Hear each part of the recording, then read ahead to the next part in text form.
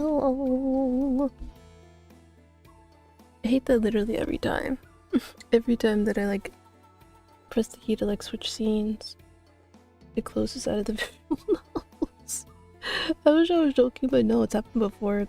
Like literally with like Andromeda. Which is why you heard the music. And then the moment I switched over, it just cut off. It sucks. But hello everybody, hello. Whoa, oh gosh.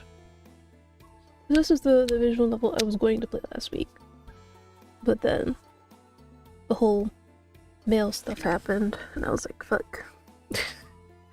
Well, I'll have to do this another day. So today's that day. Yeah, we did start a little bit. I know. I'm a little late, just a little. Did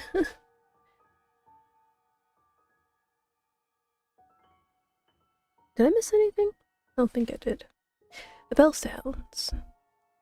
Something buzzes faintly in the back of your skull, and your body is heavy, as if you're trying to move through syrup. As the buzzing sound gradually fades, your vision clears, and your instinct is to rub your temple to ease the heaviness. A bed? Where am I? You finally awakened. Your heart almost bursts when you register a figure at the edge of the bed. There sits a young man, his long hair softly cascading down his shoulders. You instinctively jolt upright, clutching the blanket tight against your chest to observe him. His calm demeanor holds no sign of danger, and a soft smile blooms on his face when your eyes meet, accentuating his ethereal beauty. The words tumble out before you can stop them. Oops. I'm Han, your husband. He says plainly and calmly as his smile retains, as if he expected your question. My husband. Your face slowly gets hot from that notion.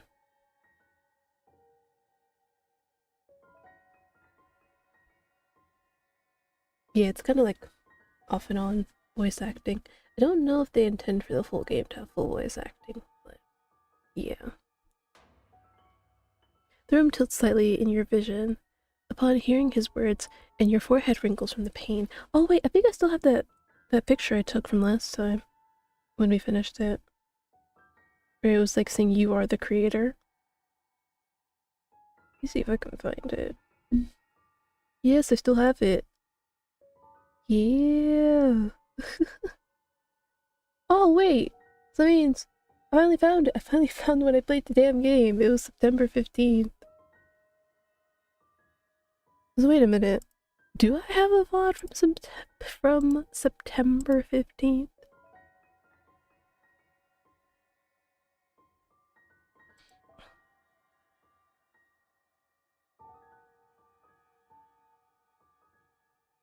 Let me see.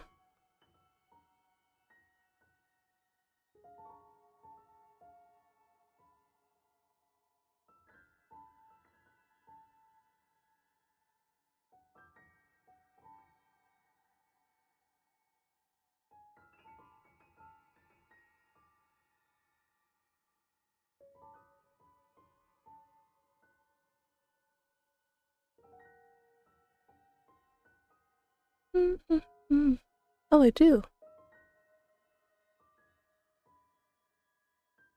Oh. Oh. The whole time when I was looking for it before, it was literally here the whole time. Oh my god. So I'm guessing I played it after to kill arrows. I did.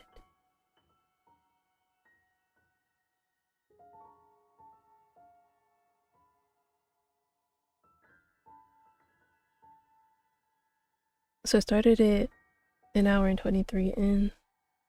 Oh yeah, I could see the I could see the lag. Hold on. Yeah, this is definitely back from when I was using my Um,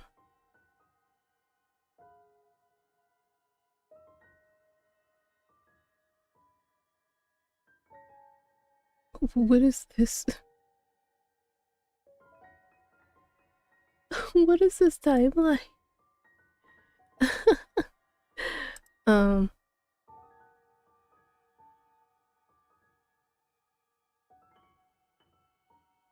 was it because To Kill Arrows ended?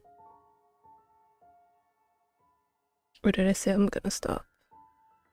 Oh, it did end, yeah.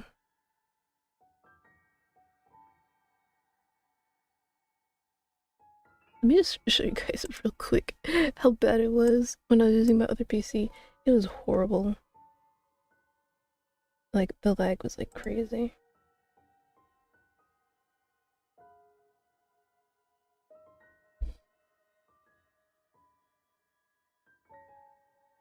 See, like, compared to how you like saw it before, when I started it up, this is what it looked like. Like, obviously when I was like viewing it myself, it moved just fine. Oh wait, let me take that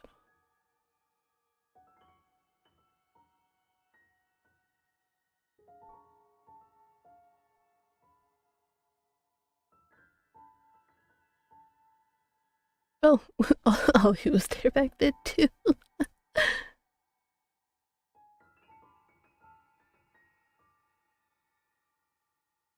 Then at some point I changed my chibi model. I don't know why. Maybe because it was like lag central.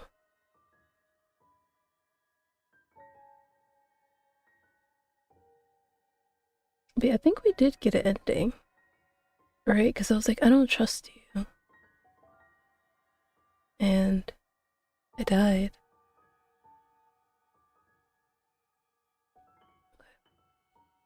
Let me hide that before I expose anything. You don't need to see my analytics. See, a lot of the heartache that I went through last week could have been solved if I just checked the damn photo that I had. Also, hi Ollie. You literally showed up in the the video that I was showing where I finally found what day I played this before. Actually, did it show the old name in it? I think it might have.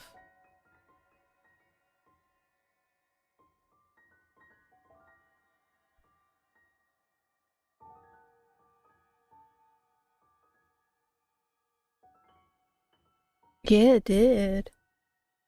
So yeah, as I was saying, it used to be called Broken Fate. They said, nah, we're gonna call it House of Petals.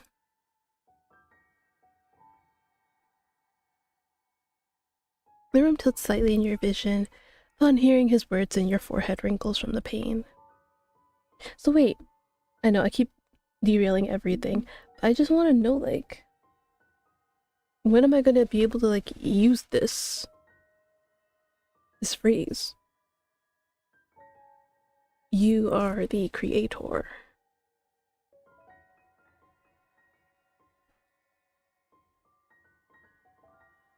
Oh? Oh, because I clicked off. A sharp realization flashes. You have no memory whatsoever. It doesn't seem like an improvement, but I'm sure they had their reasons to rename it. What? So judgmental. Oh my god. Bro's like,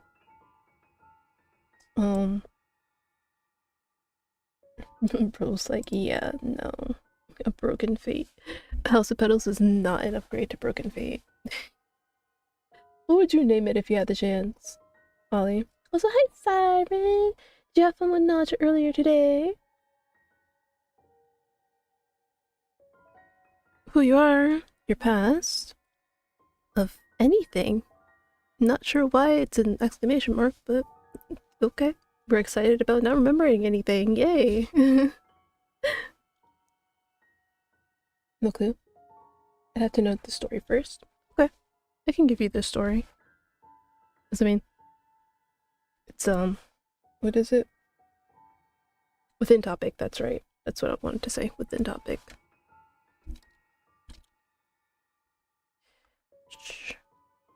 I will be reiterating what exactly they wrote.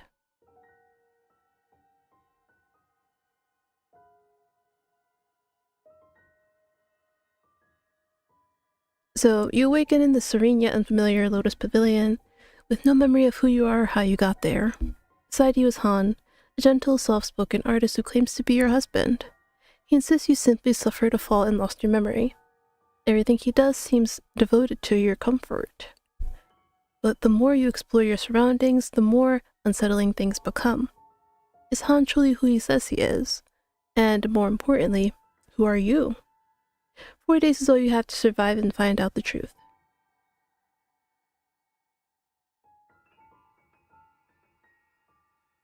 So yeah, that's basically the story summary.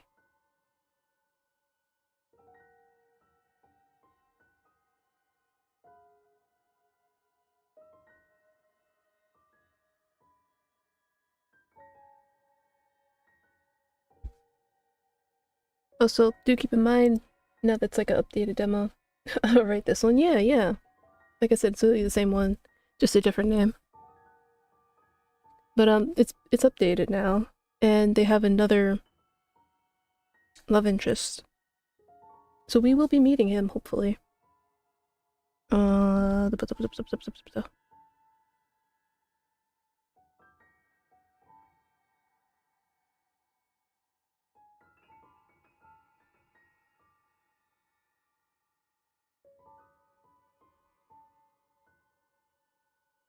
Okay, so they told me that if I want to reach the new love interest, which happens on the second day, I have to ignore something. So what would you guys want first? Would you want to see... Well, no, because technically we already did the Han playthrough. Sure, we didn't get a good ending, but it was still related to Han. Would you guys want to see the new guy? I don't mind either way. You know. I'm gonna play. But I would assume that, you know, people would want to see the new guy. So I'll probably do that.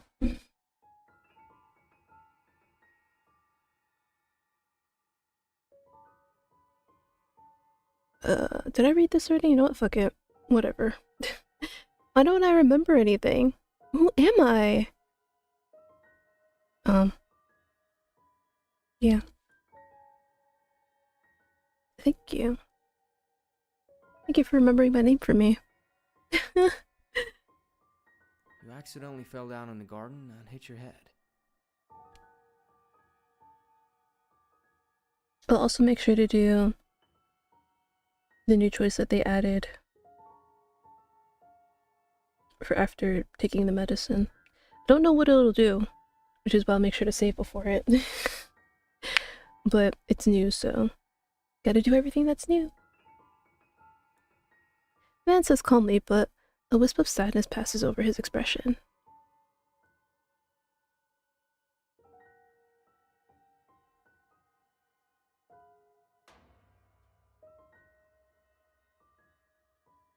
Yeah? I expected you to be out longer, but now since you've woken up and can talk to me like this, I feel so relieved.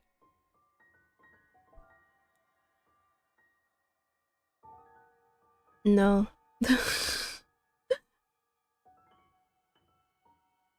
Okay. So this is just basically like a test.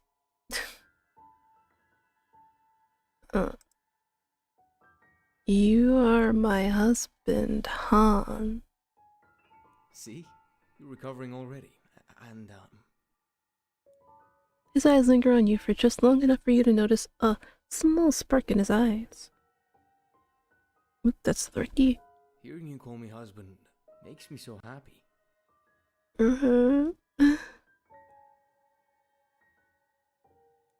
You lower your gaze to the blanket, flustered, but not before stealing one more glance at his face. Is it strange to think he's beautiful? Like a living work of art. So beautiful, in fact, that you still haven't quite grasped what it means for him to be your husband. If someone asked you to describe your ideal type, it would be him. Well, if they asked me, I'd be like, look at this man, look at that character, put them together, there you go. Put our of those things together and there you go. You got my ideal type. Murderers, basically. Like, it's as clear as day if you look them up. Murderers. God.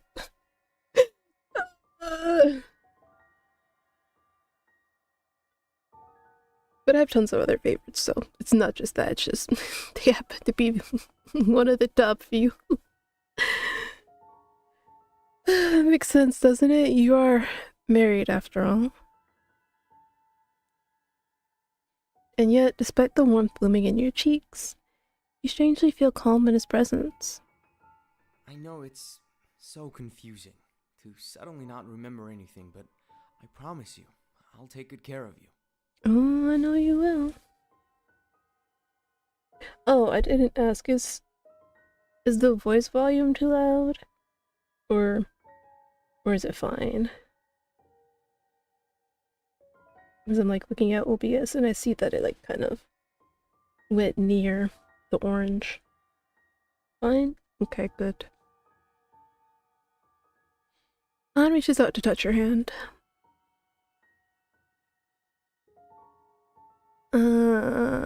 No. Startled, you pull your hand back. Is it too soon to be this close to him? Expect Han to get upset by your gesture, but his kind smile remains. I'm sorry for doing that. I forgot that you might not feel comfortable yet. I promise, I won't make you do anything that you're not comfortable with or consent to. Though... What do you mean, though? There should not be a though after that. I feel like past me probably said the exact same thing when this happened. Probably. But truly, it's like, what do you mean, though? But there should not be a though. It saddens me that I can't be close to you for quite a while. Look at this massive guilt trip.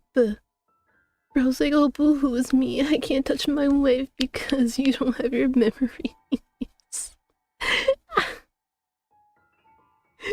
there it is. It's like, I feel kind of bad. No. Nervous, you change the subject. When do you think I will recover enough to go outside? Yes? May have imagined it, but his eyes seemed dark for a second, as if he didn't expect your question. Yes, like, outside of the mansion. What do you mean, what do I mean? It's a question.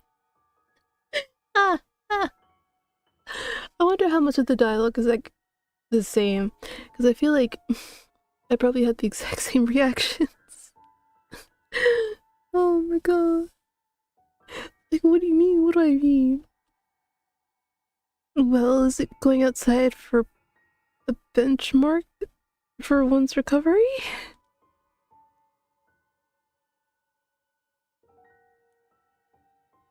The gentle smile comes back to his face.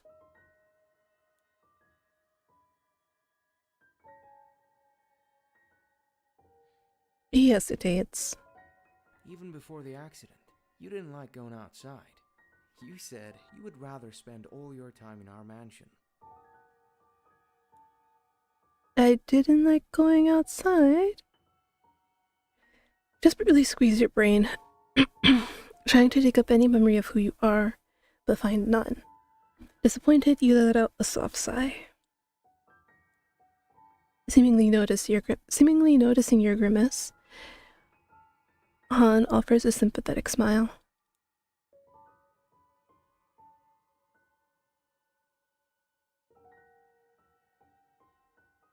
Even though his words are comforting, something about the idea of going outside stirs a strange curiosity, like a switch has been flipped in your mind.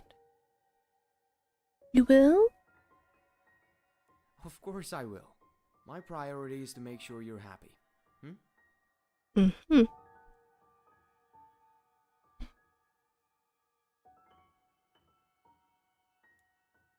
Hans stands up from the bed. Where are you going?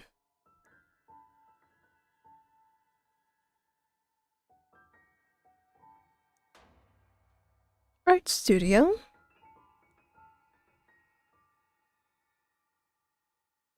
Mm-hmm. You're not sure why, but you blurt out the first thing that comes to your mind. You must be very talented. Without realizing that might sound like empty flattery, you bite your lips. I'm sorry, I don't know what your art looks like, but I just mean, I have a feeling that you're good at it.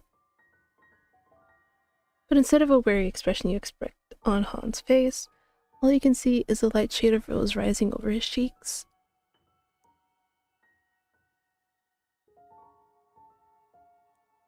I'll be honest, I also kind of want the truth. What the fuck is actually going on in here? Because, like, I do still remember some stuff from the previous playthrough. So yeah, that's why I don't have the saves on here, even though I'm pretty sure I never deleted them. Because it's on my other PC.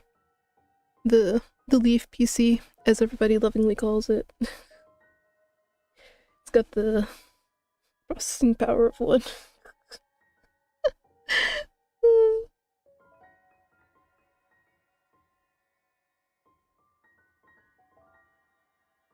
He looks back before stepping out the door.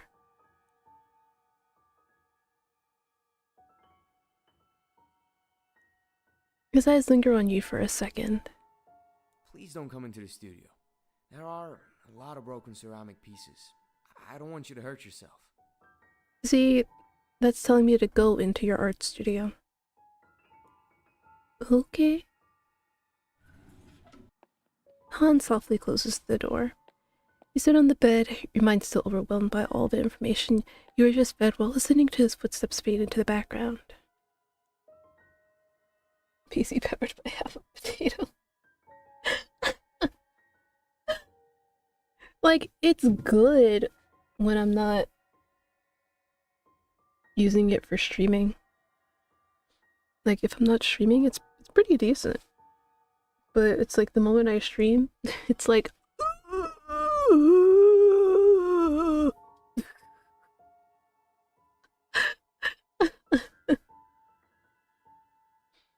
I have a husband. I lost my memory by falling. You mumble those facts quietly as if you're still trying to register them.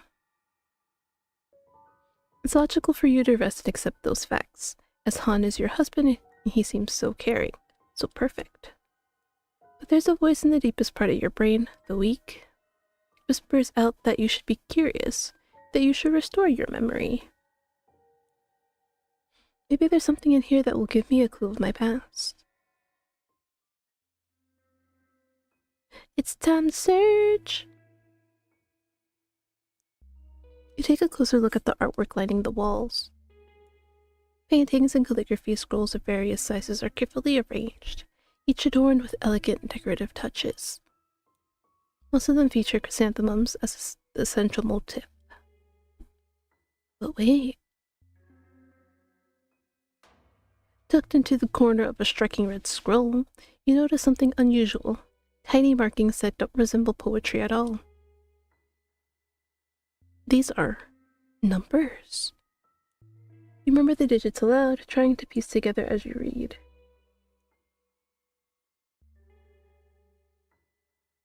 Okay, so like I said, I still have the picture I took from last time. And basically it means you. So, you are the creator. Now what it means, I don't know. And maybe it'll tell you in the full game. But for now, I'm assuming that it means that I'm the creator of something. We'll find out at some point. These numbers make no sense to you at all. Vase! Pick up a beautiful ceramic vase next to the bed. Intricate blue chrysanthemum design wraps around the smooth ceramic, so elegantly that though abstract, one can still recognize the raw talent of the artist. This was probably made by Han. But now that I noticed, why do all the designs around this room have chrysanthemum motifs? Aren't chrysanthemums the flowers commonly used for funerals? I mean, I think we pieced together that she's basically dead, right? I know, I'm just like doing a whole bunch of spoiling. Oh gosh, I should probably put like a warning. Be like, spoilers if you haven't played it.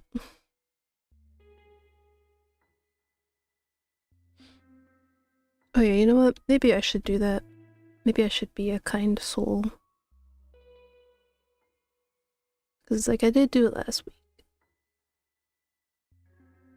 But this is a different week with different people.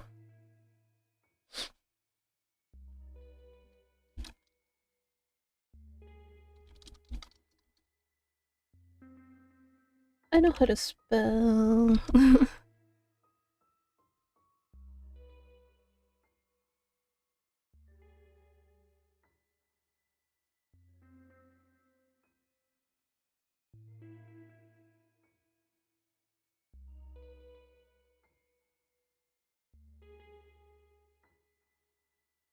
Books of different sizes neatly stacked upon each other. Mumble the names of the books one by one. The Art of Flowers. Lanterns in the Mist, a poem collection. They seem to all be art and poem books. I found a notebook with a new blue cover. It catches? Yes, it catches. Catches your attention. The day-to-day of me. It's my diary! You hastily flip through the pages, desperately scanning for anything special. There are not a lot of entries, just mundane, day-to-day descriptions of what you did. Not much personal opinion or commentaries until your eyes fall on an entry. I told Han that my favorite flower was the chrysanthemum, and today he surprised me with a garden full of them in our backyard. Planted in secret, all by himself. For that, I thank the gods for blessing me with such a loving husband. Your heart feels warm upon reading. Han truly is a great husband, isn't he? As you flip through the pages again, something falls out of the back of the book.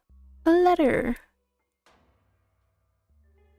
To my esteemed friends and respected acquaintances, with heavy hearts I write to inform you of the passing of my beloved parents, who departed from this world peacefully on the same day. I humbly invite you to attend the funeral rites to be held on the first day of July, to honor their memory and pay final respects. Your presence would bring comfort to my grieving heart, with sincerity, me. My parents, are they dead? You feel a sharp ache throbbing in your chest. Though you don't know them, or more accurately, have no memory of them, the thought of your parents no longer being alive is almost too painful to bear. Oof. It's as if your body still remembers the grief your mind has forgotten. You sit there in a daze, lost in those thoughts and feelings until something starts to tug at the edge of your awareness. Both the letter and the notebook, though the characters are legible, share a certain unevenness, a slight lack of precision. It's subtle but unmistakable. Almost as if the person who wrote them, you, was left-handed. You look down at your hands. But I feel like I'm right-handed. Strange. Suddenly, an overwhelming pain bursts in your skull.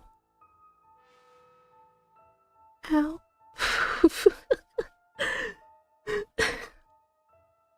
The softest owl in the world.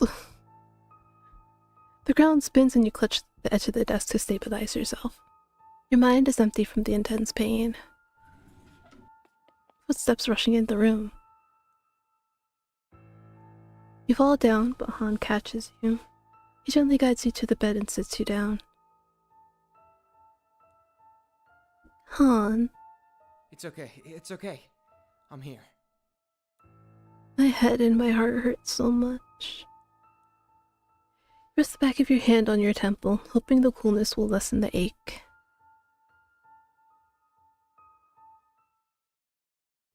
Han comes back with a bowl of liquid in his hands. Well, hand. The faint herbal scent from it floats through the air.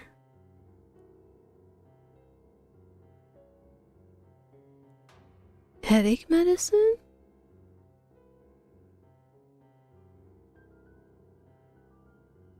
Now, you should take it before it's cold. You hesitate, eyes fixed on the bowl. Smoke still rises steadily from it, curling into the air and clouding the space around it, much like the way your thoughts fog your mind. Pushing the ache aside, you give in to your curiosity, drawn to the clue you just uncovered. Oh, dang it. Okay, so I think this is the part that they're talking about. Talking about.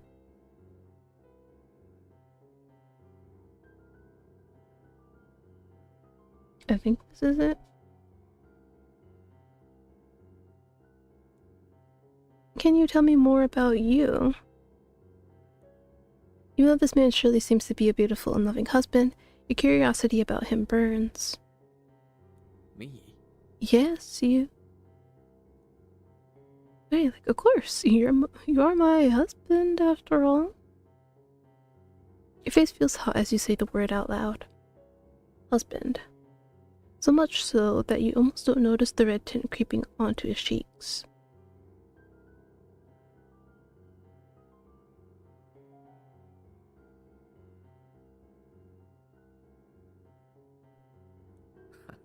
Of course, my darling.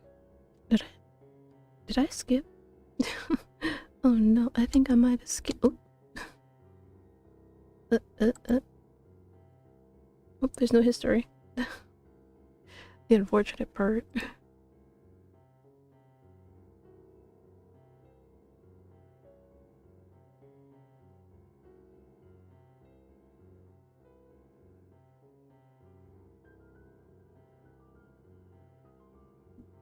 Wait, what? Um,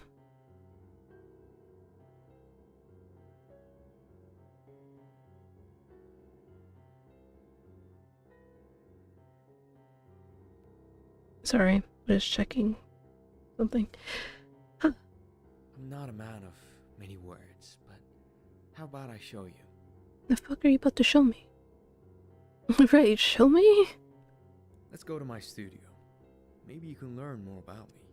Oh my god, I can go to the studio? Of course you can't say no to a chance to explore the mansion and hopefully regain your memory in the process. Oh yeah, because I think last time when I asked...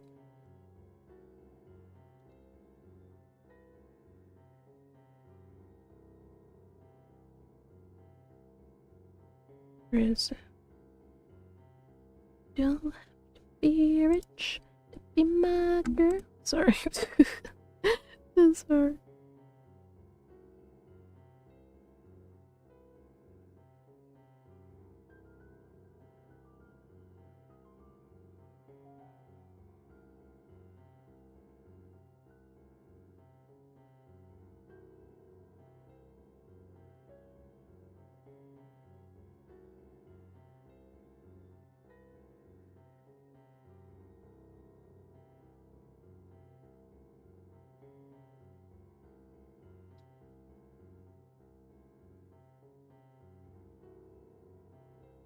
No, it's not that.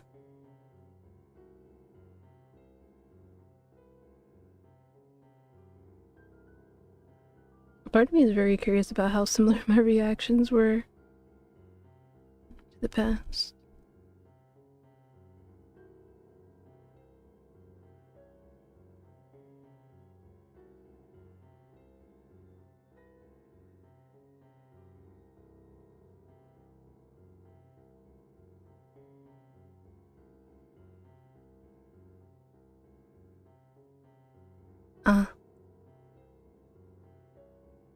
I asked about the medicine. It'd be like that, I guess. Oh, okay. United parents.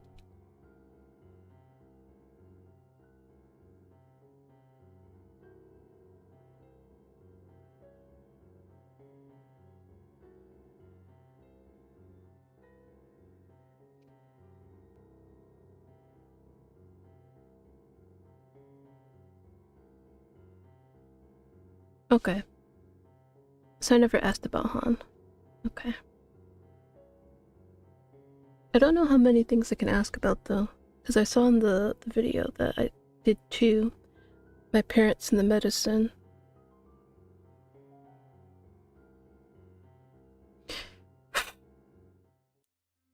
Han leads you through rooms and corridors. Though you have no memory of this place, your body feels strangely familiar with the surroundings, reassuring you that this is indeed your home. He stops in front of a room with a sign studio, turns to you. This place is very sacred to me. And it's usually very messy, so I don't allow anyone to go in here. But today's an exception.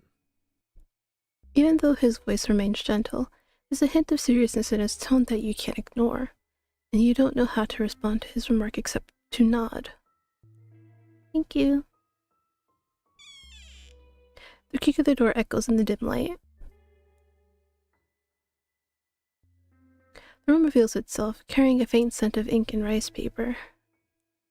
You slowly tread your steps around the room, hypnotized by the sensation beneath your fingers as you trace the surface of the desk.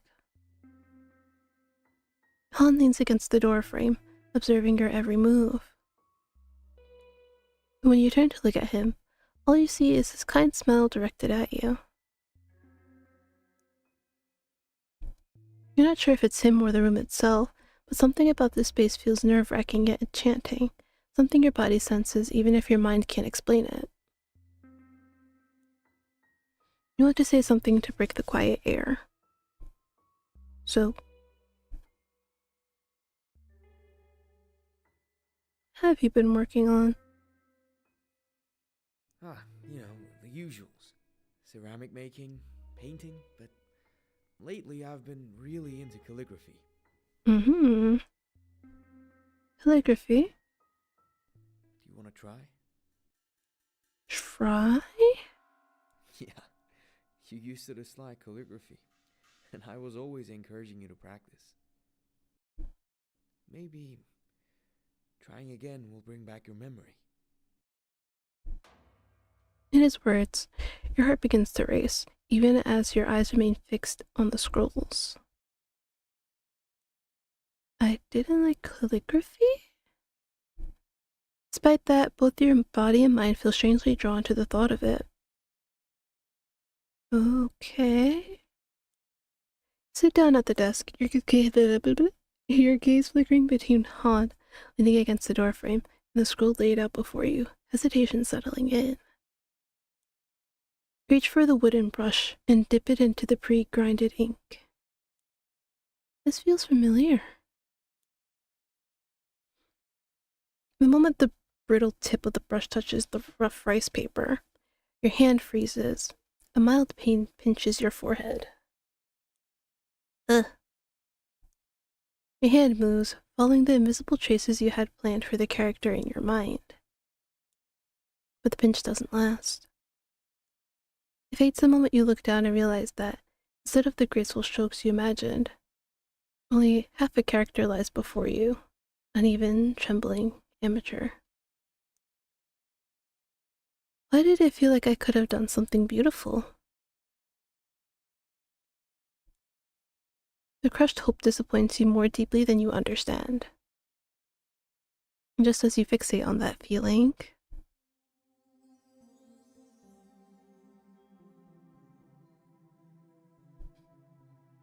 I did not expect a CG, I'll be honest. Warmth rushes in from behind, enveloping your body. Han's voice is low and husky, near your ear. Need some help? The sudden closeness and overwhelming warmth of him makes your heart race and your throat tighten.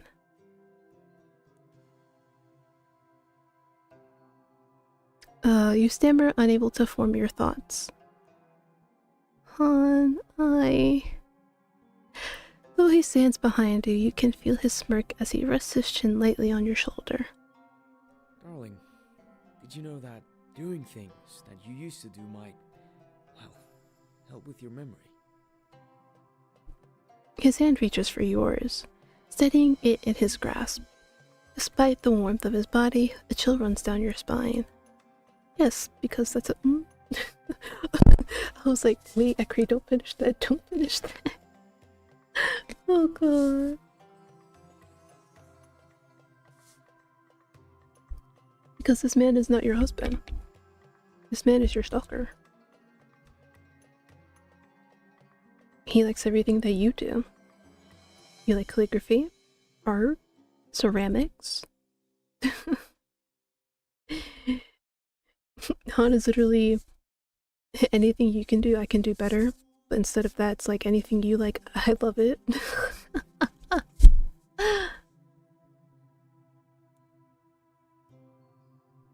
The thought of the two of you, husband and wife, sharing intimate moments like this so naturally makes your eyes burn hot. Sensing you're trembling, Han lets out a soft chuckle. Relax, darling. Let me guide you. His grip gently leads your hand, the brush gliding smoothly over the rough paper. Wet ink blooms beneath the strokes, releasing a faint bitter scent. The silence stretches, heavy and overwhelming, until you can no longer tell whether you're guiding the brush or he is. Then you look down. Where you lies a single character, neat and beautiful. Love. You didn't think your face could grow any redder, yet your cheeks burn as if they might steam like a teapot. Love. Is that how he feels about you? Is that how you're supposed to feel about him? You are husband and wife after all. And you can't deny that you're enjoying this. Him behind you, holding your hand with utter care and gentleness.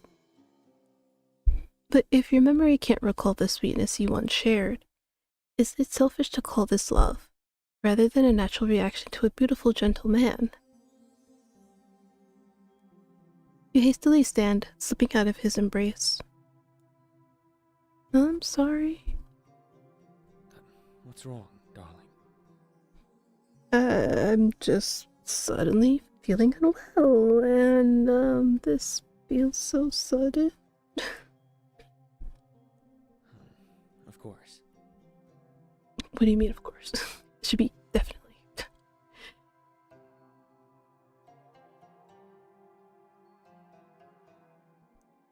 Sadness twinkles in his eyes. I feel bad. I must have hurt him. He will get over it. That's the thing I can say with absolute definity. You want to reach out and squeeze his hand as a quiet apology, but before the thought can turn into action, a loud crash bursts from above the ceiling. Han, what was that noise? Han's brows knit together for a brief moment before quickly smoothing out. Nothing. There's a mouse problem upstairs. Yeah? Should we go check? No! Huh? He pauses, then clears his throat. I mean, no. It's fine. A woman shouldn't have to deal with beasts like bugs or mice. You stay here. I'll go check. I mean, I have to deal with fucking bugs all my life. Where's my Han? Who can deal with the bugs for me? Okay. He sobs halfway up the stairs and turns back to you. One more thing. Please try not to touch anything in this room. I like things arranged in a certain way, so I can focus on my work. Yeah, no, I'm touching everything. Fuck you. Okay. With that, he hurries upstairs and disappears from sight. Okay, where the fuck were those stairs, though? Hold on. Not me desperately looking around this room trying to find out where them damn stairs are. Okay. It's just me now. What do I do? You search! Han said I shouldn't touch anything, but maybe there's something. He wouldn't get that mad at me, right? I mean, of course not. I began to look around the room. Nothing seems out of the ordinary. Just pens, papers, and works of art. Then your gaze drifts to the bookshelf. One book sits slightly out of place. Of course it does. How convenient. When you pull it out, something slips free and falls to the floor. A piece of paper! Marriage covenant on this auspicious day under the witness of heaven and earth. We hereby record the binding union of Betty, me, and blank, who vow to share one household, one fate, and one name. From this day forth, two shall be recognized as husband and wife. Their lives intertwined, their fortunes shared in prosperity and in hardship, in health and in illness. Let their bond endure through the passing of seasons, unchanged by time, unbroken by death. Anyone who witness this covenant shall honor it. No, any who witness this covenant shall honor it.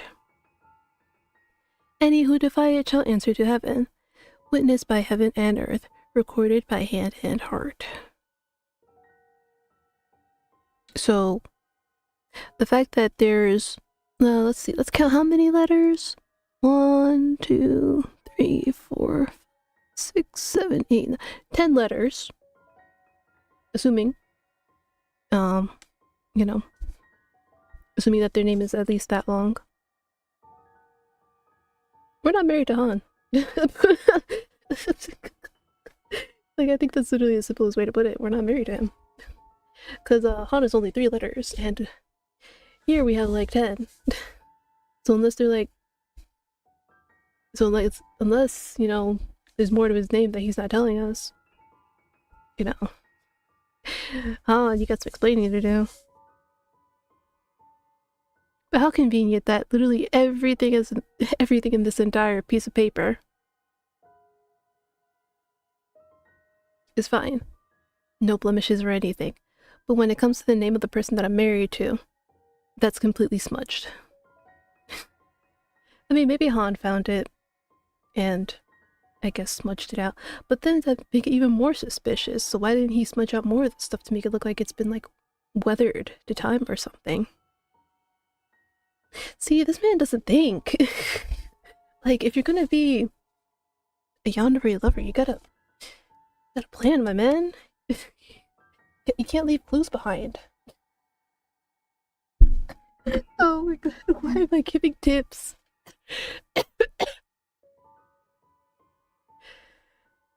Oh god. Not me about to sit and be like, how to get away with murder. First step, don't leave clues.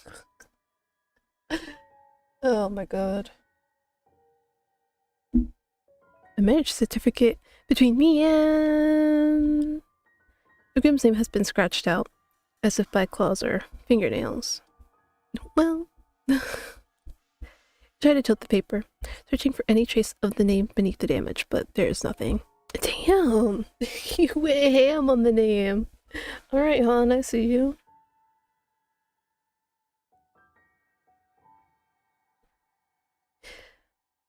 Was it Han's name? Did a mouse in this house just happen to scratch it out?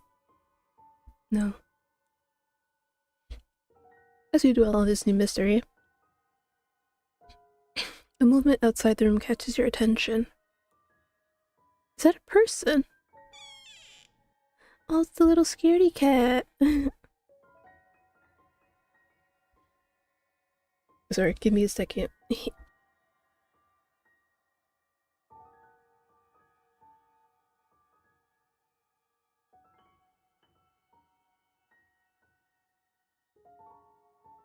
phlegm in my throat.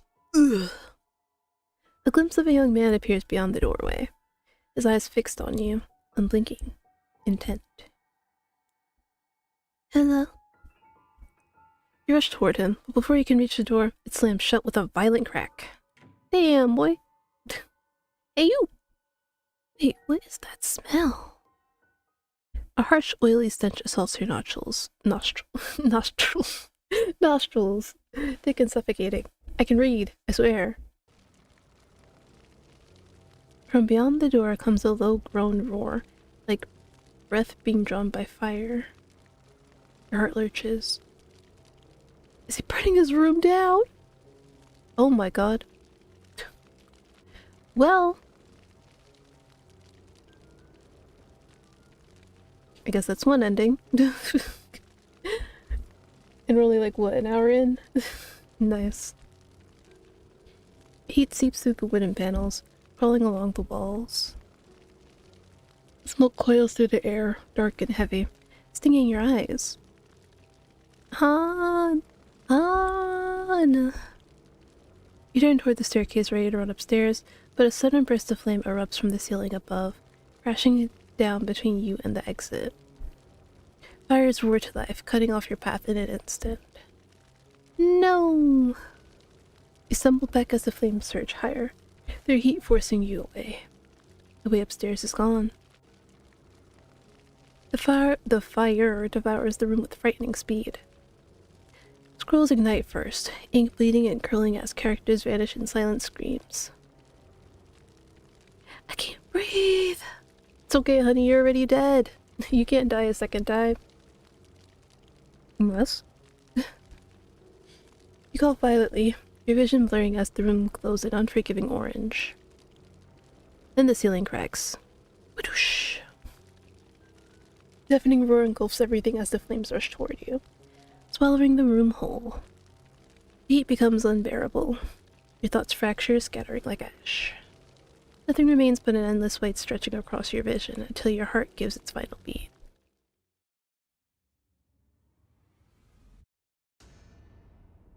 See, this is why you save, because you never know what's gonna happen. Burnt nectar is crazy. But yeah, that's why you save. Okay. So the Han leads to death. Beautiful. Great to know. So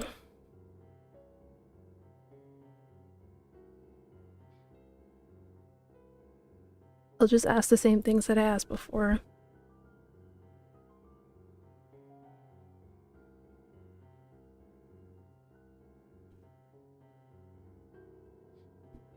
Oh, okay. Can you tell me about my parents?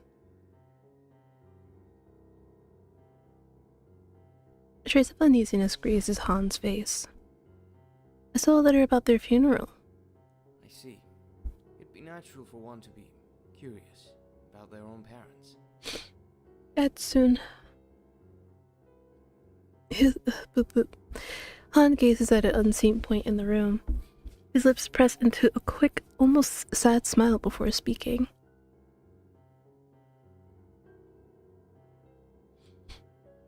How convenient. I think I feel like I said the exact same thing too in the past. Like, how convenient that they happened to die right as you moved in. You moved into this mansion? Does that mean it's not your family's?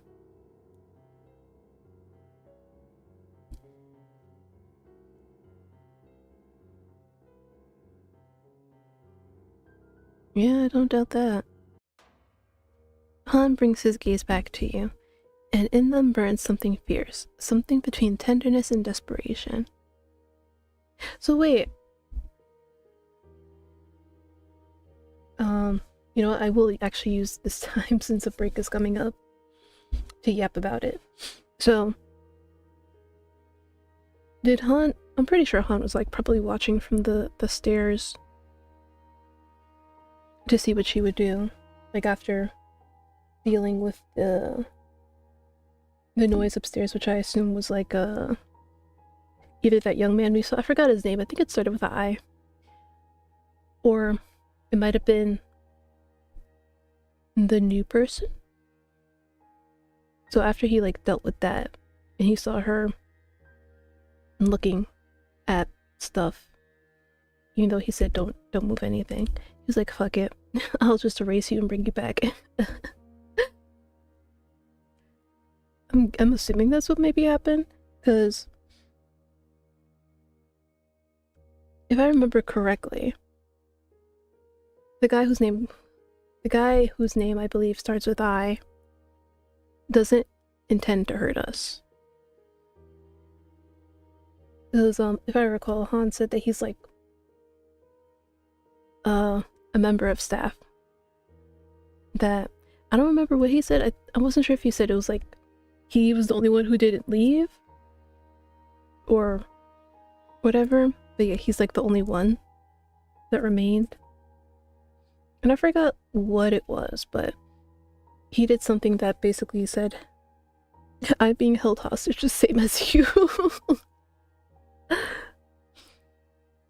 I think because I went to go talk to him.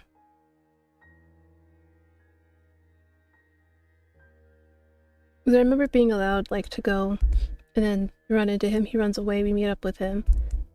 No. Yeah. And then we actually get to, I guess, converse in a way. And then Han comes and interrupts the moment. Because I think he was like close to giving us answers, kind of. You know how games usually go.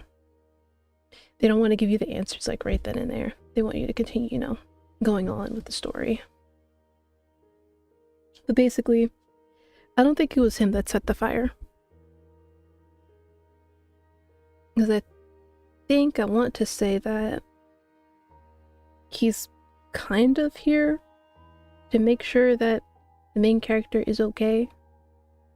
Like, obviously, like I said, he's being held hostage too. Like that poor thing.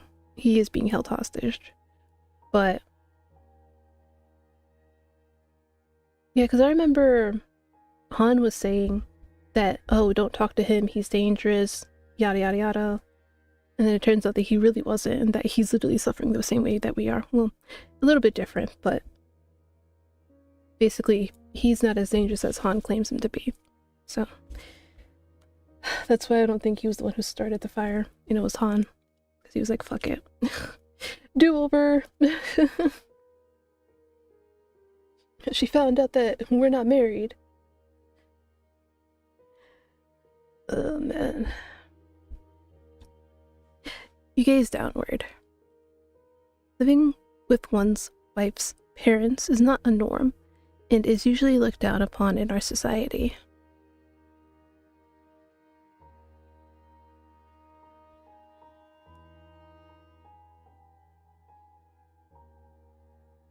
It was like, especially after like doing that first playthrough, anytime he speaks, I just view it from the lens of a person lying.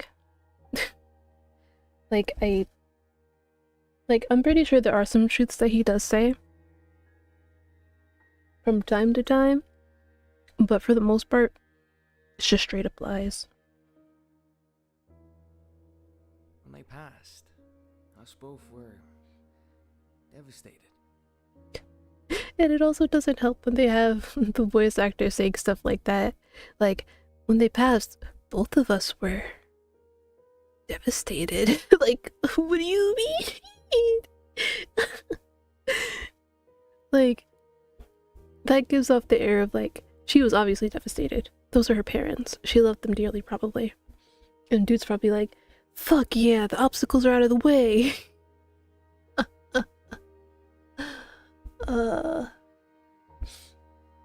You know what it is? He's giving me like Taylor of, oh, fuck, I forgot what was the name of it? I know I'm gonna pronounce it wrong if I actually don't like look it up. I have a great history of pronouncing things wrong. Let's see. Okay, yeah, like I said, he's kind of reminding me a little bit of Taylor of Mbizaka. It's a Vocaloid song, but basically the story is that there's this tailor in Mbizaka, and with how the story is framed, you initially think, oh, maybe this lady is having, you know, some marital issues with her husband. And then you get to the end and you basically learn that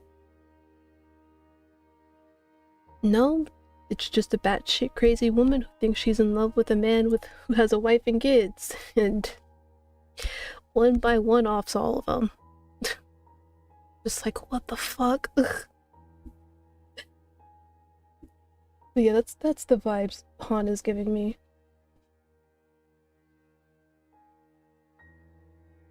He was watching her, you know, live her life. And then saw that she got married to somebody else. And he was like, how dare you? How dare you come here and take my wife from me when obviously she's not. So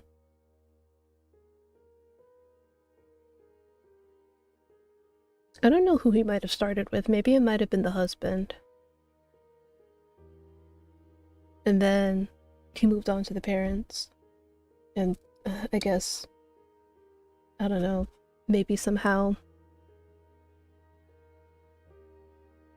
Or maybe she could have been trying to save her parents from him. And by mistake, stabbed and killed her. Or whatever he used. I would assume stab. Or, I don't know, maybe even poisoned. I don't know. And bro was like, no, I didn't mean to hurt you. And then she dies, because it's pretty obvious that she's dead.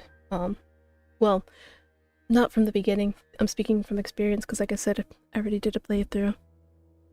So I'm just trying to put the pieces together now about what possibly could have happened.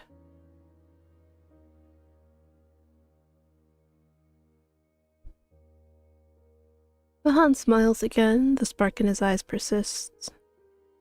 That's why we were so close. We only have each other. You and me. Us. Here. Or he could have done the whole kind of, if I can't have you, nobody can shtick. And just killed her, and everybody else is fine.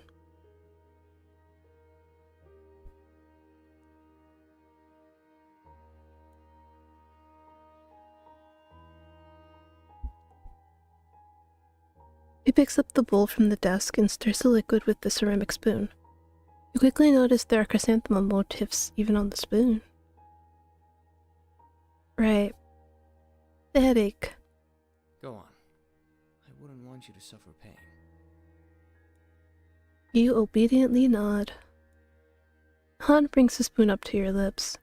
The warm liquid fills your mouth and runs down your throat. Your tongue involuntarily savors the bitter taste with a hint of sweetness. And he was right. The medicine quickly replaces the throbbing in your forehead, the feeling of ease.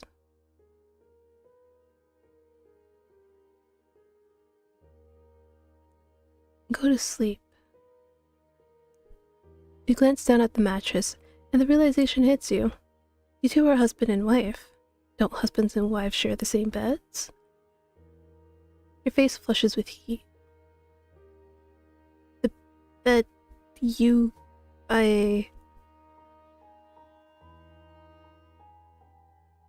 Han's face also flushes with a rosy shade, but he quickly smiles and waves his hand.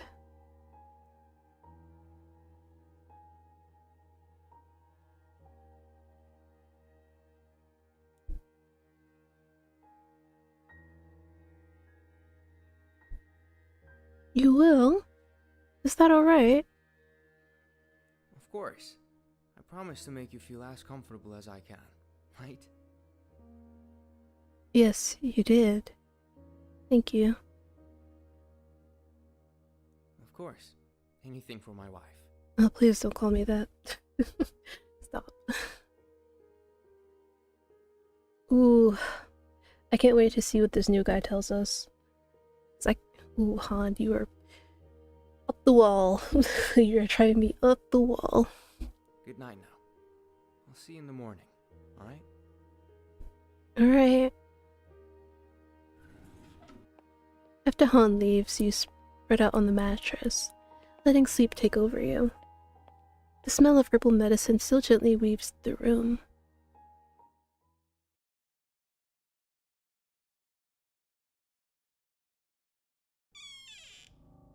Your Your peaceful sleep is disturbed by a faint creak. What's that noise? You blink awake, heart ticking a little faster. Another sound follows, a soft groan of wood. The door. It's being opened. Slowly. Just a crack. You stay still, listening. The darkness stretches thick across the room. You can't see past the door frame, but you feel it. That prickling weight of being watched. Something is there, just beyond the threshold. You hold your breath, trying to hear more, but there's nothing. No footsteps, no whispers, just silence. Maybe I'm imagining it. It's nothing. You turn onto your side and pull the blanket up to your chin. The room is cold now. Your body is tense, but you squeeze your eyes shut and try to let it all fade. You force yourself back to sleep, and even when that feeling lingers, heavy and quiet in the dark.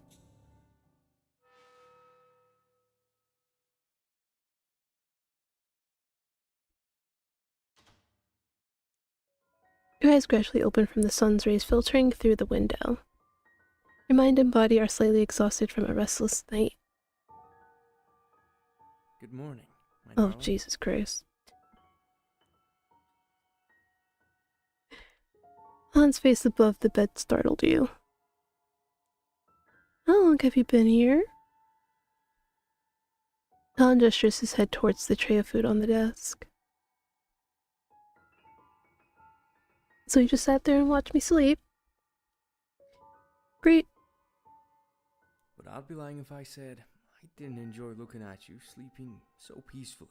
Oh my god, stop. Heat rushes to your cheeks. He was watching me sleep. The fact that she's getting enjoyment out of that is... suspicious.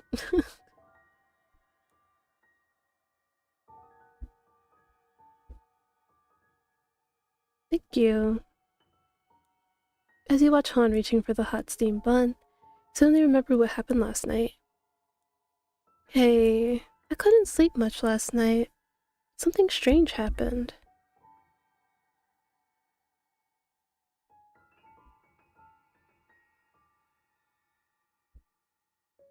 Again, I don't know how much these answers matter compared to like the inquiring ones.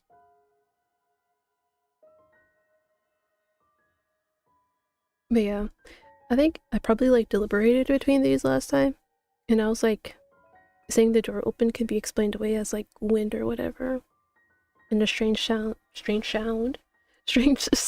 could be explained away as like creak of, you know, the wind, the house in the wind, whatever.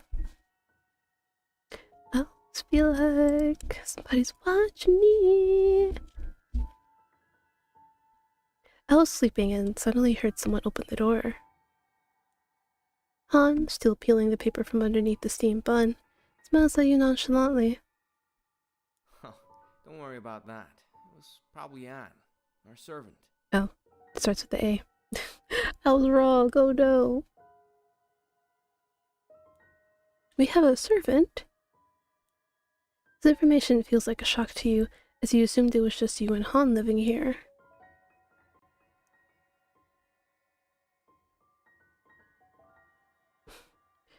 I feel like it's like he's seen things.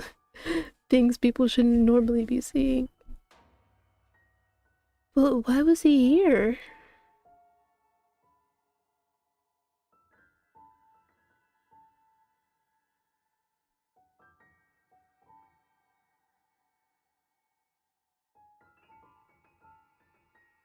A hint of annoyance passes Han's face, but is quickly replaced by his returned joyfulness.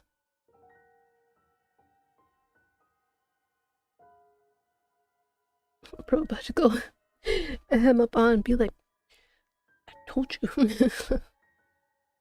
That probably wasn't even on though. He hands you the steam bun and you take a bite. Steam buns sound good right now though. There's something chalky about the texture of the bun, but you are still able to force it down. There's no need to be rude about such a thoughtful gesture from him, cooking for you and taking care of you. Since you finished eating, would you like to go to the garden with me? The garden?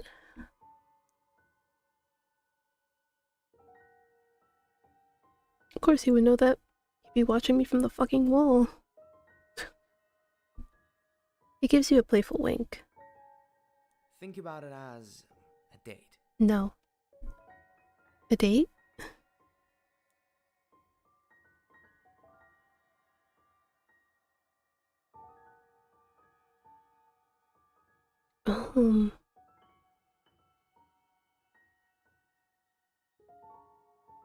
I think going around on my own is what...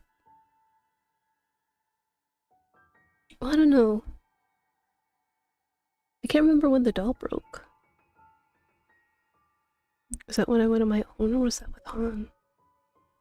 Well, I didn't go with Han last time. I mean, I would assume if you go with Han, then you intend to do Han. Because you're basically feeding into him.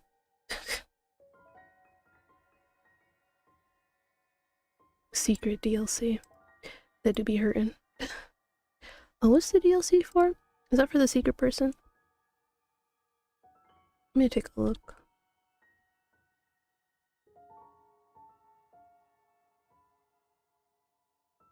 Oh no. No, I think the DLC might be something different.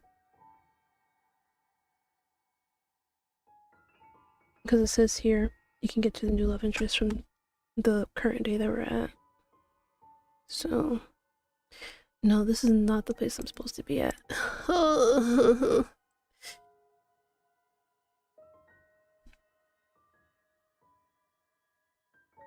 Okay, because I know they mentioned the DLC somewhere. Oh, I see. It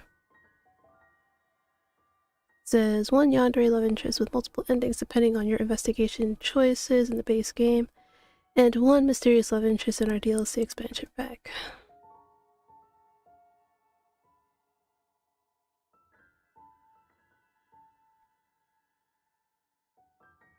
Okay.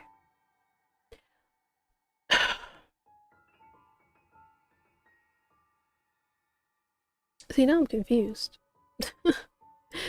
Oh, wait, shit. I already saved it. Yeah, now I'm confused. Are they available now or not? Though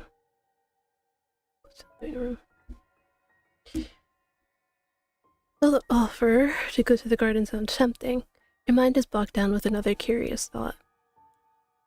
What's inside? What's the inside of the Lotus Pavilion like? I'm sorry, Han. I don't feel like leaving the house today.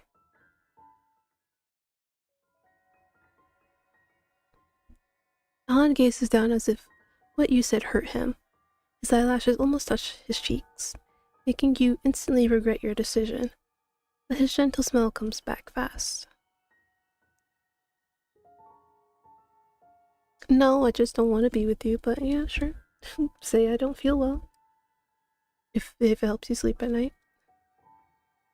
Standing up, he picks up the tray of finished food.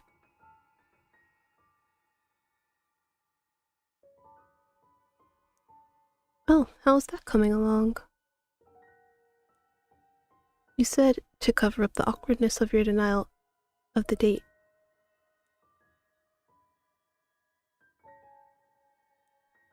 states plainly, yet you cannot place any emotions behind his words, even when you try.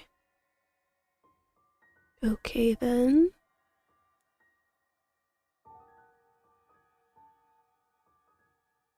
Okay, thank you.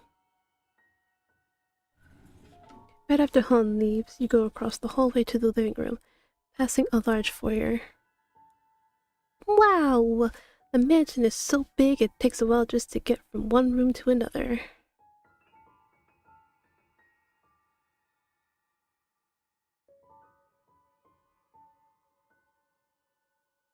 I don't think I explored the living room before. Because I remember last time, I think, wait, was it the living room or was it the foyer? I can't remember. But I explored one of them. And then I saw the boot tracks.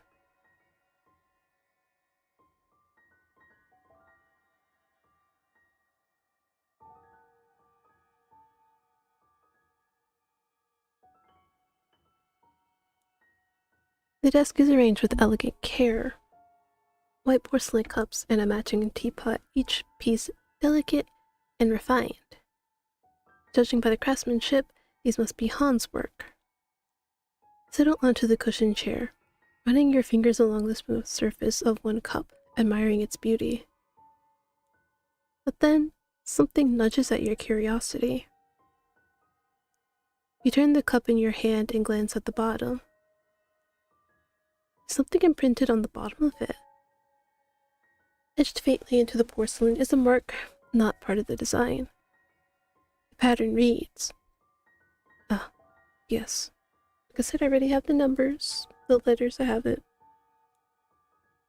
Is it some sort of code?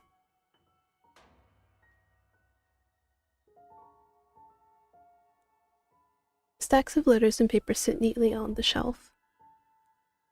This seems to be all documents and receipts for purchases from and to the mansion. Just like Han said about selling art to merchants from all over the country. A letter caught your attention.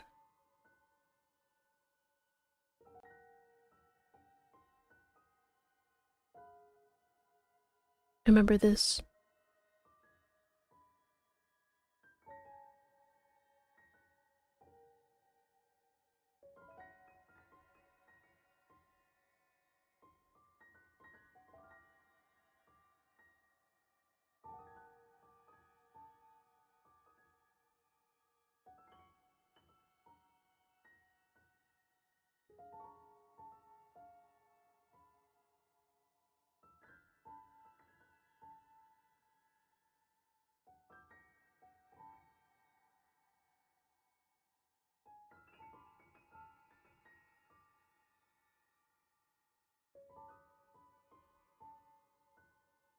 Okay. You reread the letter, eyebrows furrowed. Something about it keeps tugging at your mind. The tone, the phrasing. It's strange, almost too pointed. Then it clicks. Your eyes dart to the start of each line. I am coming for you.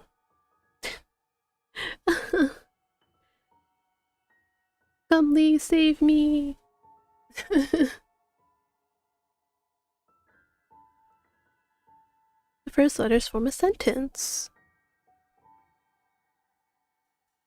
I am COMINGFORUOY. Wait, did I say what? Oh god. I can't read. Hold on, wait. Give me another chance. I am COMINGFORYOU.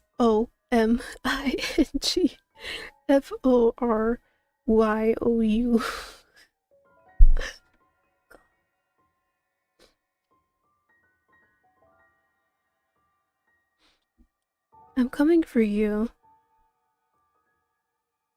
Merchant Lee is coming for me? What does that mean?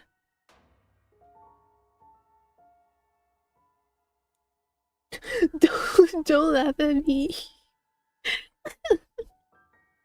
Don't laugh at me. I am but a simple chillin. Ceramic pieces and stacks of books sit neatly on the wooden shelf. Everything looks organized, almost obsessively so. But one book catches your eye. It's just slightly off in size compared to the others. Curious, you reach for it.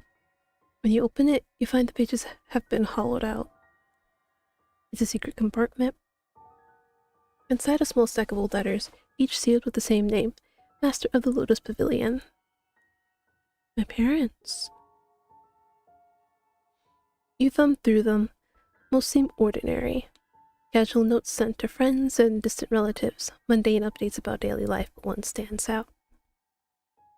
The paper is older than the rest, yellowed and dry at the edges, the ink faded to a rusty brown. To our dear brother, I'm writing to you with some news. Today when my wife gave birth to a girl. How disappointing. We both thought to ourselves, we were expecting a boy. The girl is a little more than a burden on this family, which is already desperate for an heir. We'll be grieving our shame for a while. Don't expect us at the next family gathering. Is this when they gave birth to me? You stand up and walk towards the foyer. While admiring the beautifully arranged, if slightly strange, foyer, you jolt when your eyes narrow in on the ground. Muddy footprints stretch from where you stand exiting the room, a stark contrast even against the dark wooden floor. Crouch and swipe your finger across one of the footprints. This isn't dirt. Does it feel more like clay? Curious, you follow the trail of footprints down the hallway to the entrance of a room. This must be the library. Reach out to push the door open, but... Ugh! Panic laces through your head like lightning before your hand touches the door handle. The dizziness unbalances you. Your knees give out beneath you. Strong arms catch you just before you hit the ground. Darling, are you okay? Bitch, do I look like I'm okay? Aw. Where did he come from? You know that man is always watching you. I don't know why you think he's not. Every little thing you do, he's watching. You know that song that Michael Jackson featured in?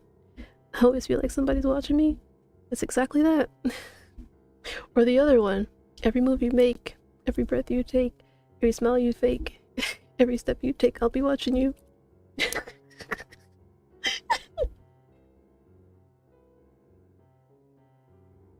That is on.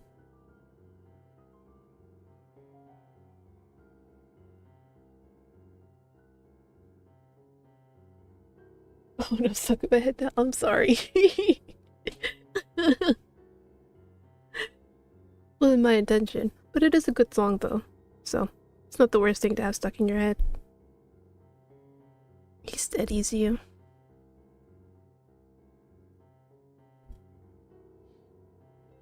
I need to find that doll. But look back at the library door, but Hans seems to pay no attention to your gesture.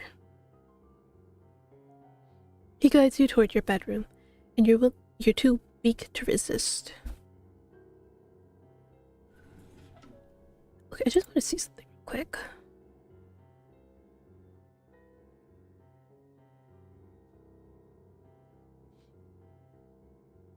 No, wait, yeah, but okay.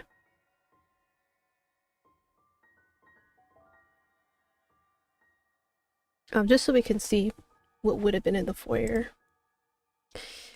These vases are so beautiful. I'm sorry. I always alternate between vase and vase. But yet again, they have chrysanthemum flowers on them.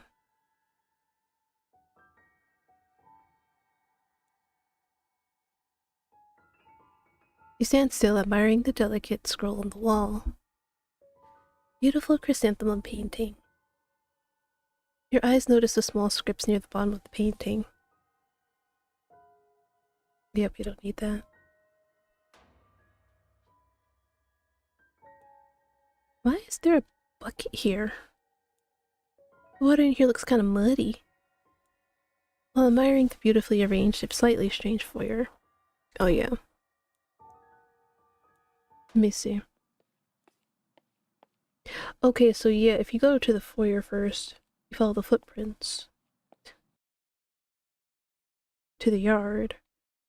But if you do the living room, then you go to the foyer, then you go to the library. Tomato.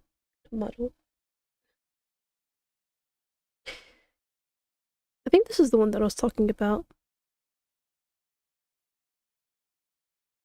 Curious, you follow the trail of footprints down the hallway, along the stairs until you reach the front yard. The harsh grit of a broom scraping the ground cuts through the quiet. A lone figure is sweeping, focused and methodical. A person! Hello!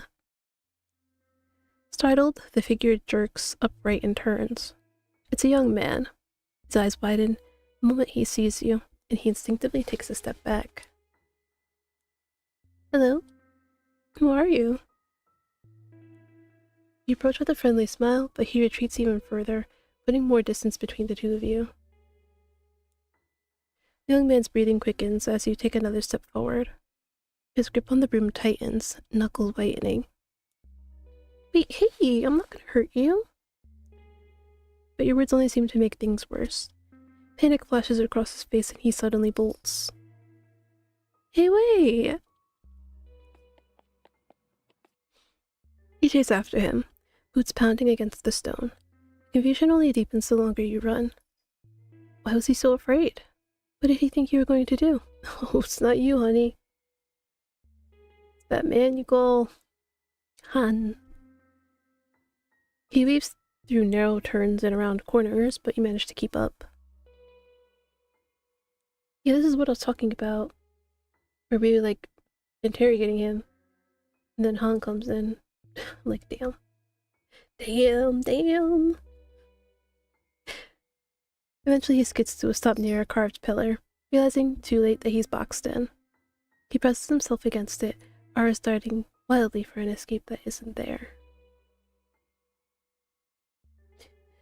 The American pronunciation of foyer always hurts my soul a little. Well, you know how Americans be. They want to be different. They don't want to be like the rest of the world. I'm not... Look, I just want to talk. Tries to curl in on himself, shrinking back, trembling. His breath comes out in short, sharp bursts, and he makes a muffled, frightened noise, like he's trying to speak but can't. That's when it hits you. You glance over his clothes, simple, a bit dirt-streaked, but the fabric looks like something from the household staff. And then you remember. An mentioned someone, the servant named An. This must be him, and he's mute. Not deaf, just can't speak. Take a small step back, trying not to startle him again. An, right? I'm sorry, I didn't mean to scare you. His eyes flick to yours, unsure, but he doesn't move. I just wanted to ask you something. Oh yeah, we can ask about stuff.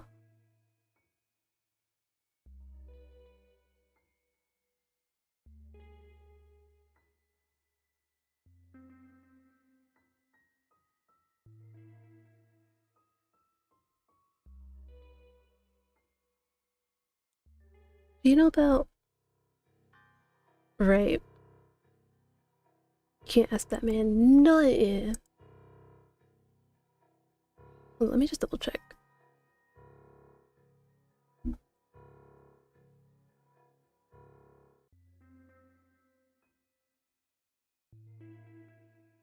Yeah.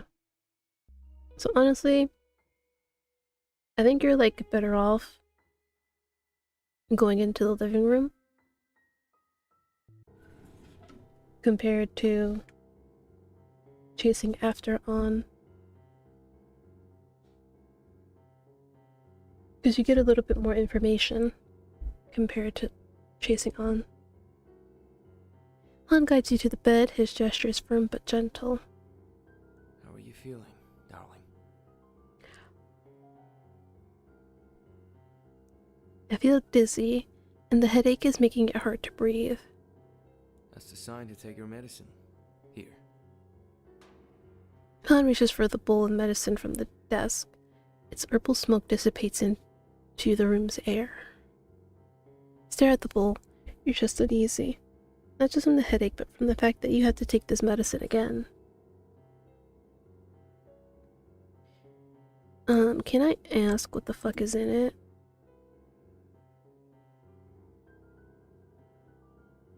What do you mean? It's the medicine for your headache. Yes, medicine. I'll be honest with you though. If I remember correctly from the previous playthrough, I mean, yeah, I guess you could say medicine in quotes, but I believe it is something necessary for her to stay here and not evaporate back to the afterlife. If I'm remembering things correctly. Because I remember coming to that conclusion that she's dead and the medicine. Because I remember I sat there and said, you know what, fuck it. I'm not gonna take the medicine. And he's like, wait, come back. And then I get all the way to like the carved pillar. And like, I like die basically. Because I didn't take the medicine. So, as much as I loathe to have to take it, I need to if I want to continue. Otherwise we'll run into that ending again, where I fucking evaporate. But you never told me what ingredients were in it. No. Not when it concerns my health. What if you're poisoning me? So you can get all my assets. Han winks at you playfully, but it comes across as if he's trying to hide something. You frown. So you're afraid now when it comes to the medicine your wife is taking. I was just teasing. Of course I can tell you what's in it. But after you take it, I don't want my darling to be in pain. You almost flush at him calling you darling. You noticed him using that word a couple of times before, but only now that you have the capacity to process it, given how close you are. How close you two are sitting. I was like, what the fuck did I just read? Okay, you promise? Yeah, I promise. Han brings up a spoon medicine to feed you, and you accept with your lips. The medicinal liquid quickly froze? Yes, through you, easing the ache you had in your upper body. Your shoulders relax and your breath becomes even. No, stop. we don't use that language here. Han smiles nonchalantly while putting the bowl down on the desk. See, this is very important to know. Because it's in red. Anything in red is important to remember.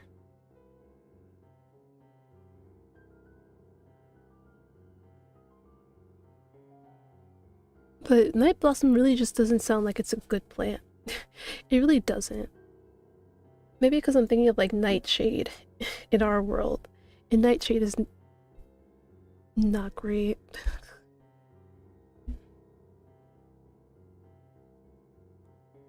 Sighing Willow, Night Blossom, Stardust Berries, and Emperor. How come I know none of these ingredients? Girl. Let me tell you. Oh yeah. Husband of 1 year.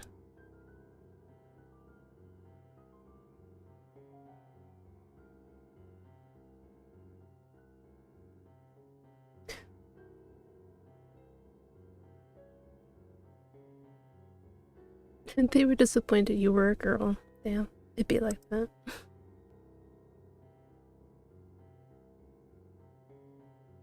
Or what if Lee is like the DLC? It might be. Wouldn't put it past them.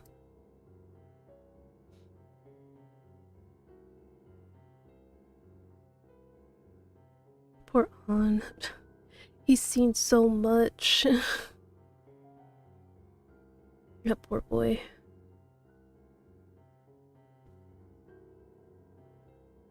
I know what I should do. Let me go back to that picture I had and write in the ingredients. Because I'm bound to forget again.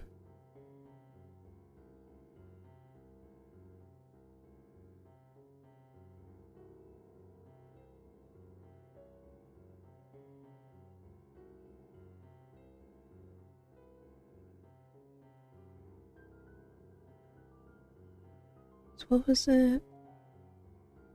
Sighing willow. Just like I am.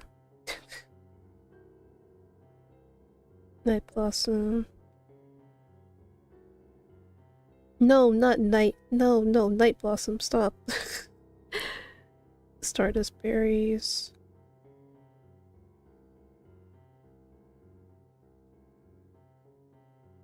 What's the last one? Ember root.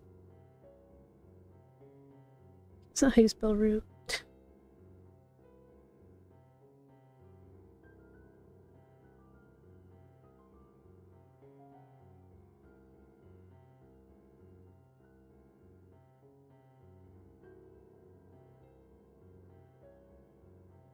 No, let me shrink it. Come on.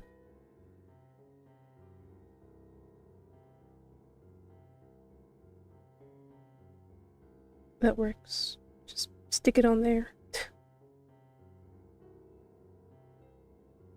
Okay, good.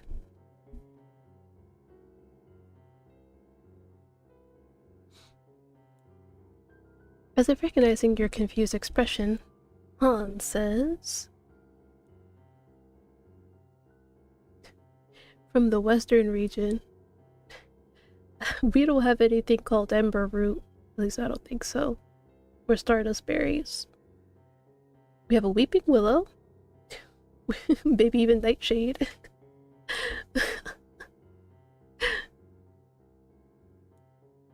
He reaches out to brush the fallen strand of hair out of your face, tilting his head. Sure. You flush again, unsure if because of the gesture he made itself, or because of how close you two are, and how flawless his complexion is in the waning light casting through the window. And he's right. As long as the medicine works. Han's eyes linger on you, with a thoughtful, caring expression. Bro, Sid, don't sweat the small details, because I'll give you lots of misinformation for you. Thanks, man.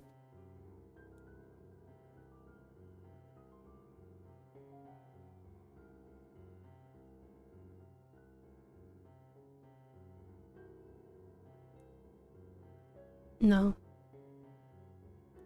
Wash my hair?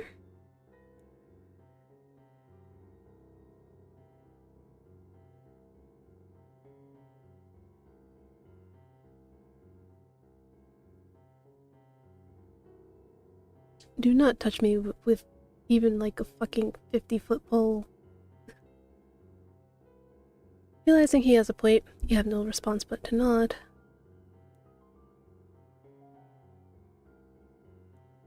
Han offers you a hand. Realizing your slightly confused look, he smiles.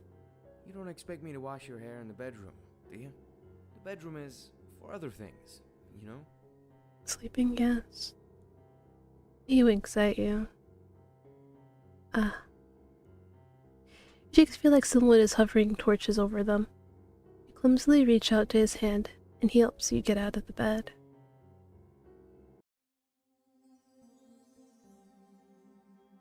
Han quickly fills up the bathtub with buckets of water. Air in the bathroom gently distorts from the hot steam.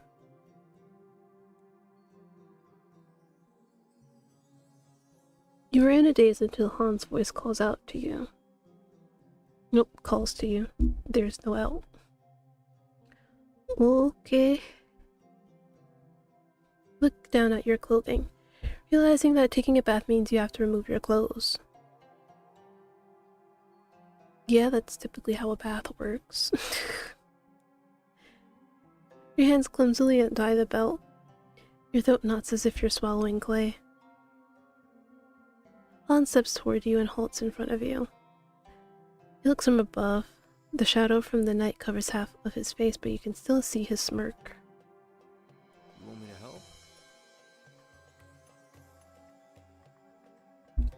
to help? Requires full expansion pack DLC. How sweet. Don't you love it when people lock content behind a paywall?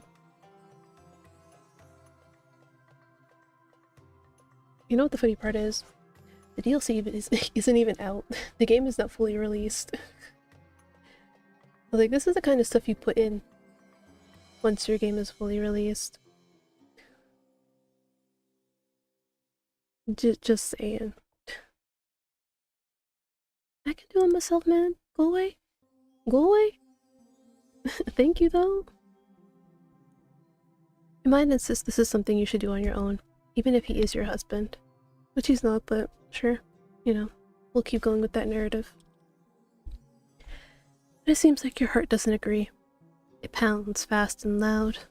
Your ears are hot. Han hasn't moved his darkened eyes from you. His smile lingers, lazy, as if your embarrassment is amusing him. Oh god. He's such a creep. He's a weirdo. Then he steps closer. Close enough that you can feel his breath on your skin. And still with that familiar, honey-dripped voice, he tilts his head and asks, Are you sure, darling? You're still not well. I'm sure. If I said no, take no for a goddamn answer. Shouldn't I take care of you?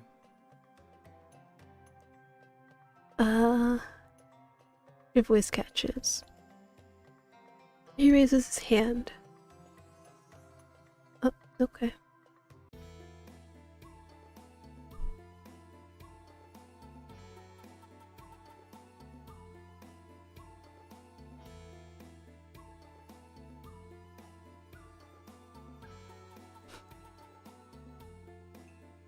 I feel like this is like I'm having a weird sense of deja vu.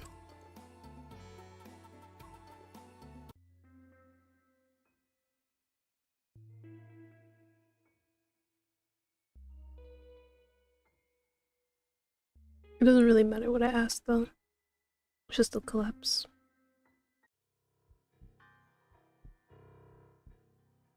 You stagger, clutching your head, vision blurring. Your knees give out beneath you. Strong arms catch you just before you hit the ground. What the hell is he doing here? He doesn't blow. He does it! He actually does it! The fact that there are so many songs that perfectly encapsulate this man is crazy. Somebody's watching me. The creep song. I'll be watching you.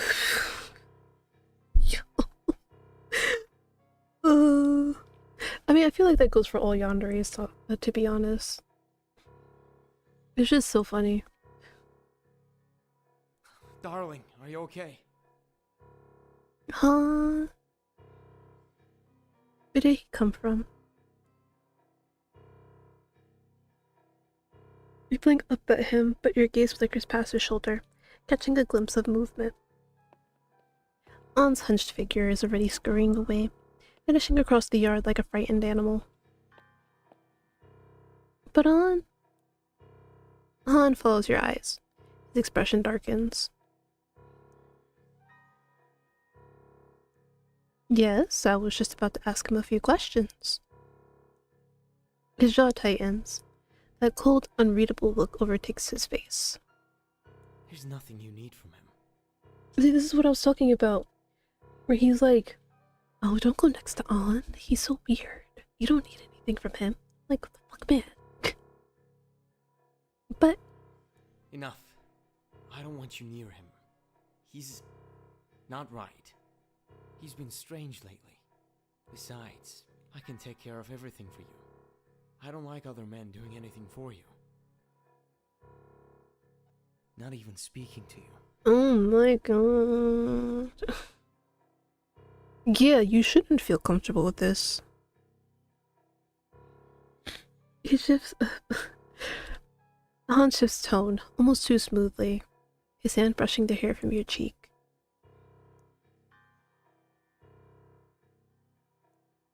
He lets go of you gently and retrieves a small porcelain bowl. The dark herbal liquid swirls slowly inside. Oh, it's a fever now. Your body aches. Your head is pounding. Your throat burns raw with every breath. The pit in your stomach grows heavier. Not just from illness, but something deeper. A tad controlling? I think we're well past tad. I think we're very well past a tad controlling. A creeping dread. No, I won't take it.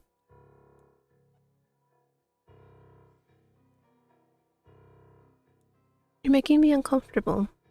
The way you said I can't be near An, it felt wrong. I was just trying to talk. Listen to me. Please, take your medicine. You know what it probably is? I probably have to go on the date with him in order to get it. A smidge? Oh my god, why are you going smaller? I said no. I don't trust you. Oh god, screen shake. With what little strength you have, you swing your arm out and knock the bowl from his hands. It crashes to the ground with a sharp crack. The medicine splashes out in a dark puddle across the stone. He flinches, frozen in place, staring at the shattered porcelain. Then...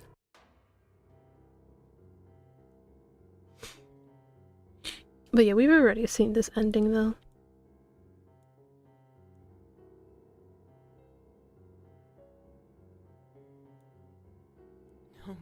No. No.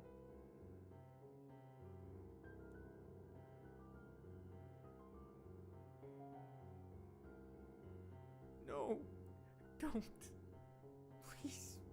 Please don't do this to me. You were supposed to be safe here. You were supposed to let me protect you.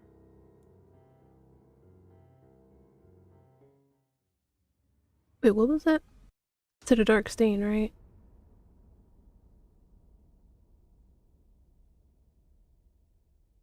So yeah, I was right. She did get stabbed. Sorry, just let me do that one over again. Because I need to... No, wait! I went right past it, fuck. Not even speaking to you. Listen to me. Sorry. No. You were supposed to be safe here. You were supposed to let me protect you. Okay. Yeah. Anyway. Ugh.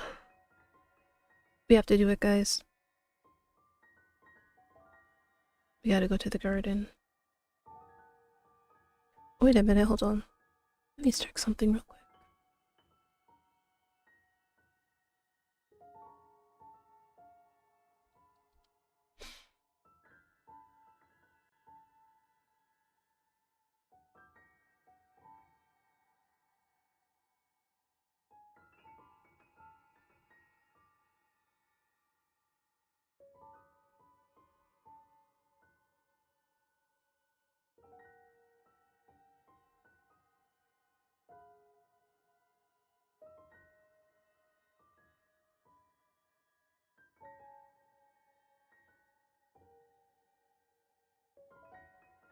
Yeah, because I don't think we did it last time either.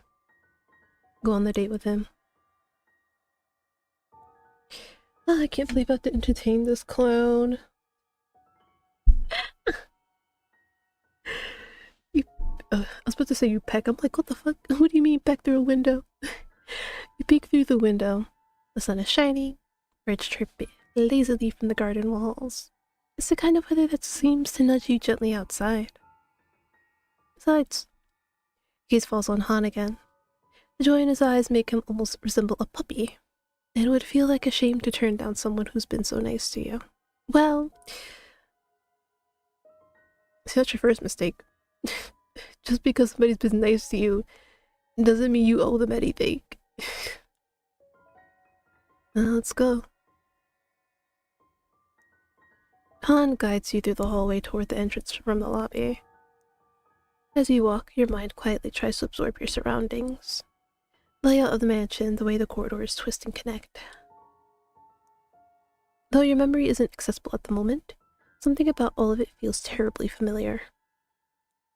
As if your body knows, even if your mind doesn't, that yes, you do live here, in the Lotus Pavilion. Speaking of which, why is it called the Lotus Pavilion, Han? You turn to him, asking just as you step into the garden. All I've seen around the house are chrysanthemum decorations.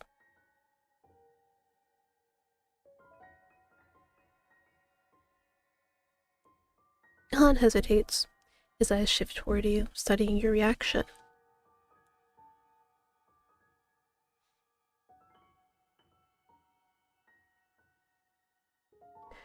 Bro really sat there and said, "So yeah, your mom used to love lotuses, but once she died, I said, fuck her. Erase every trace of her. Let's just put in her favorite flowers." Bro's crazy. Just because of me? Isn't that a little... Yes. He gives a small shake of his head. No. No, my parents don't like me, because I'm a girl. Yo. This man has taken gaslighting 101. Holy.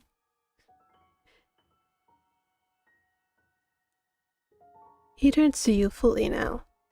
His hair catches the sunlight, strands glowing like gold. Oh, I don't doubt that. But, his eyes meet yours, bright and unwavering. Your throat tightens into a small knot. You're not sure how to respond. And yet your chest flutters. Something in you recognizes the sincerity in his eyes, whether you want to or not. Yeah, I'm sorry, I can't remember anything. I'm not gonna sit there and be like, oh my god, thank you for loving me. No, go away. You frown as your chest slightly tightens. You don't recall, so you can't return his affection. At least not yet. You're sure that whatever you and Han once had must have been something wonderful, judging by how tenderly he's been caring for you. But part of you is still tangled in confusion and the weight of memory loss. And the other part, how do you even explain it? It's the unease of knowing that his love is meant for a version of you that can't access. No, that you can't access. Yet instead of the disappointment or frustration you brace for, Han's smile remains, gentle, unshaken.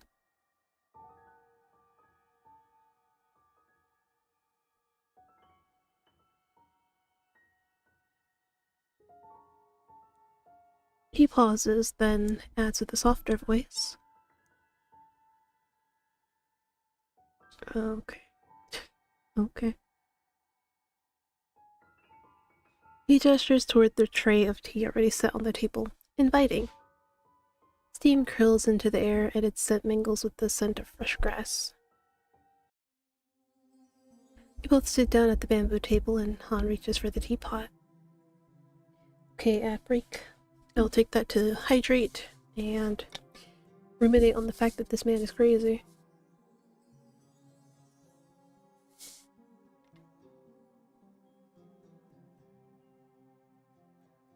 Honestly, the biggest plot twist would be is that he actually is your husband.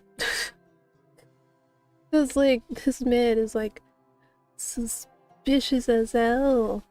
And then turns out that yeah, he actually is your husband, but he did some batshit crazy things.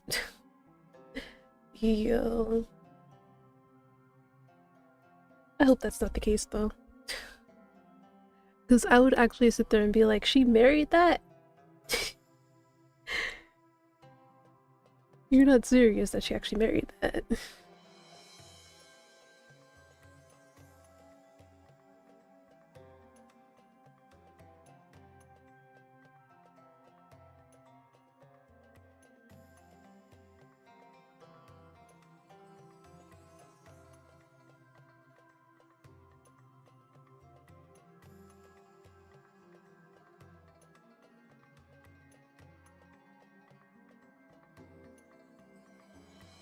But I really do want to hear what the new person has to say.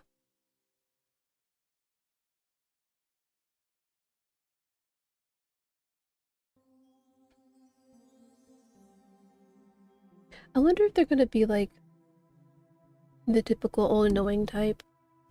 I wonder. And like they tell you the truth, but like in riddles or like cryptic about it.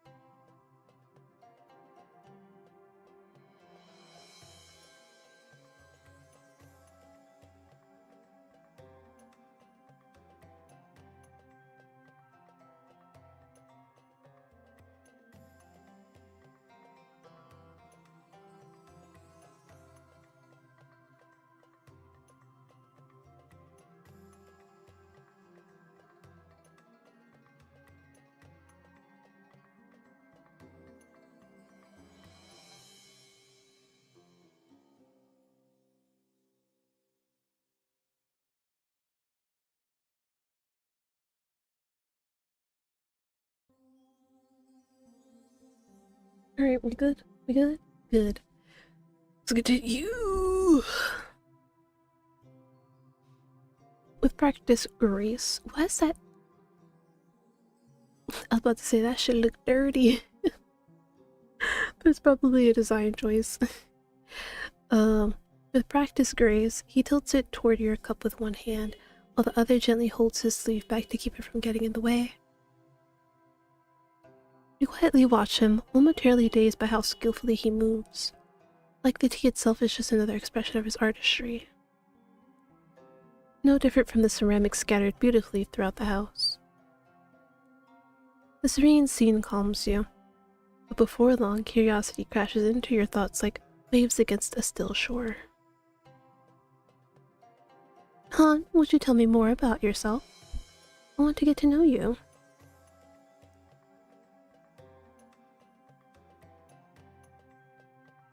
He says it casually, still focused on pouring the tea, not meeting your eyes. That's not true. You're clearly a talented artist. You must have interesting stories.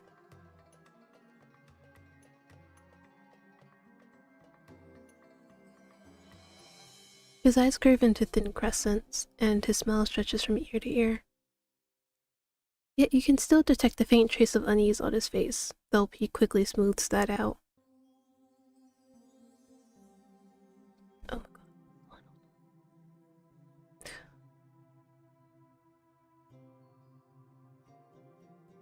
god.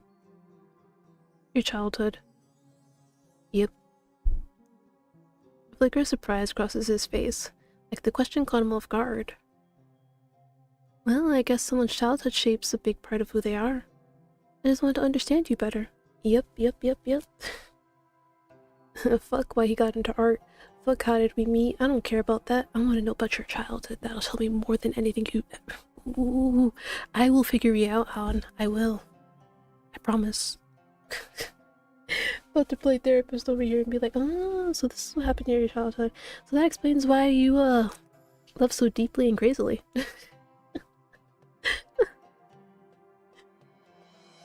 He glances at you for a moment, then turns his gaze to a far-off point, as if sorting through memories he'd rather leave untouched. Oh, see, the fact that he said it wasn't great explains why he's crazy. There we go. If he sat there and said he had a normal childhood, it'd be like, okay. Something must have happened somewhere that made you this crazy. How come? Oh, so you had a brother. Okay.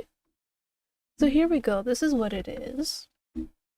You know, the older golden child. Well, not necessarily always older, but the golden child.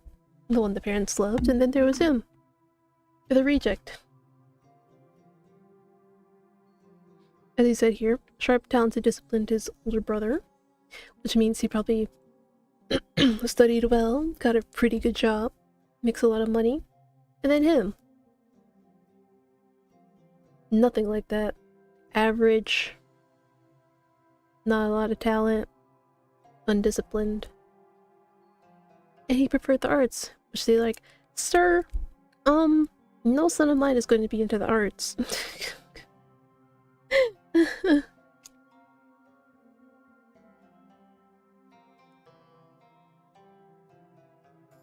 See, I told you. And the things that he liked were not proper. Apparently.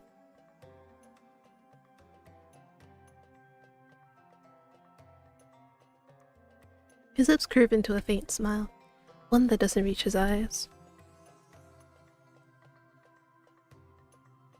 Damn! But then again, that's how it was back then. If you weren't becoming something noble, like a scholar, or becoming part of, like, the Emperor's court or whatever, or a swordsman, not a swordsman, a soldier or whatever, you're pretty much dead to your parents. Which is the unfortunate part.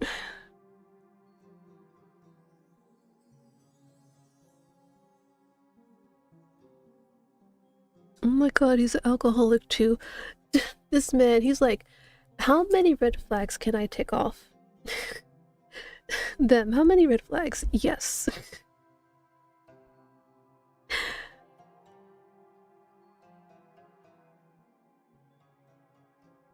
Oh dear god.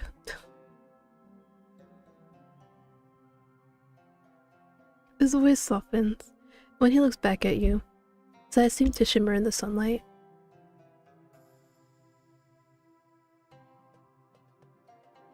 Okay, so basically everything he said up until now, like up until the point where he said, moment I met you, all that, most definitely true.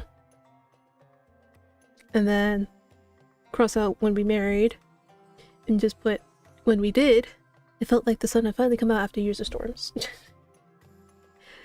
Because I'm very certain, again, she didn't marry him, obviously. She's betrothed to somebody else. And you know how the yandere typically is. The person of their affections does something nice. Well, they're having a really bad time. The main character comes in, does something nice, and they're hooked forever. It's always like that. It's like, and then like when they like find out that they're like batshit crazy, they're like, what the fuck, man? How long have you been doing this? And then they just recall the situation so vividly, so specifically. It's like, what the fuck? Like, what do you mean? Like, and like, obviously the MC is like, they only have like a vague recollection of it. Because that's how little it mattered to them. Or it's just like another Tuesday.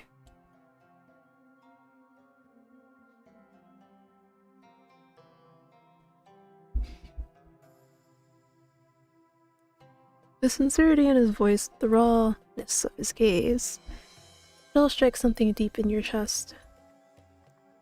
Han takes a calm sip of tea and lets out a quiet sigh. Sorry if that felt heavy. I don't really like talking about the past, unless it's a memory we share. Yeah, you don't like talking about it because it reveals who you are. It's alright. I appreciate you telling me. His story lingers in your chest like a warm ember. It makes you feel lighter somehow, closer to him. This is what you know about Han so far. Husband. Gentle and attentive. Talented artist with a tragic human past that shaped him into someone sincere and no, it did not. No. Stuff like that typically does not. Typically. All of it makes you feel more at ease in his care. No. No, you gotta run away. No. But we're not here just to talk about the past, are we? Our mind is still recovering. We should be doing things to relax it. Like this. I suppose now if I did ask him about how we met, he'd go more in detail about that. Be like, I was just stumbling around like a drunkard. And then, there you were, the only person to help me up when I fell down. I'll be so mad if that's actually what happened. Oh god, he fell.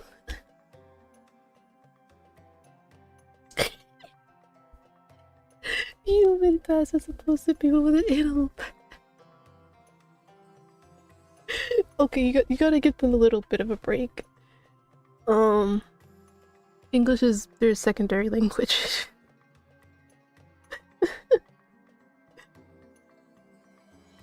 Just a little break, just a little. But I know, if they're gonna be making a game in English, they should know the lingo, basically.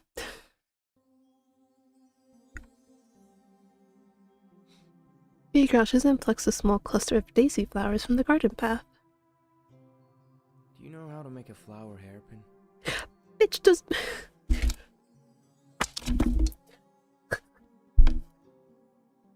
I can't. The hating just amuses me. I know. I'm just explaining. I can't with this guy. Me, the main character, has complete amnesia, doesn't remember anything. Him. Do you know how to make a flower hairpin? Are you... Oh... That got me so annoyed. I had to throw something. I just had to throw something. The answer is obvious. No. She doesn't know how to do anything other than breathe and eat. And walk, I guess, you know, like basic functions.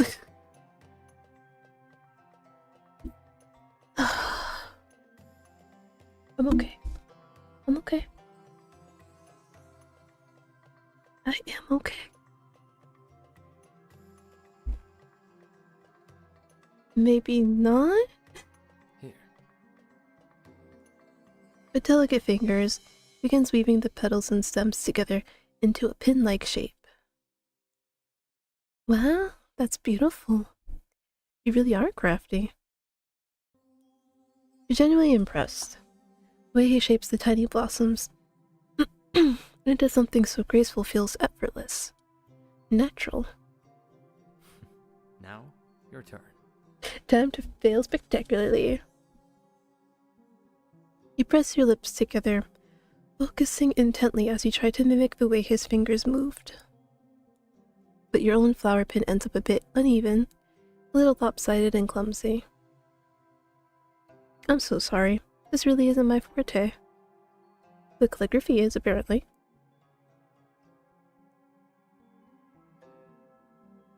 But instead of disappointment, Han beams at you. It's perfect. Come on, put it in my hair. He gestures to his ear expectantly. No, it's so ugly. It's not worthy of your beautiful hair. Don't say that. I'm not worthy of any gift my beloved wife makes for me. Now come on, put it on. You hesitate, reaching out toward his soft, silky hair with careful fingers, afraid to mess it up. But as soon as the crooked flower pin brushes against him, Han's eyes lift to yours. You freeze. Then he speaks, voice quiet. Can you touch me with your hand? Divine touch. Because in this day and age, touch means a lot of different things. Like, you gotta be specific. Where do you want me to touch you?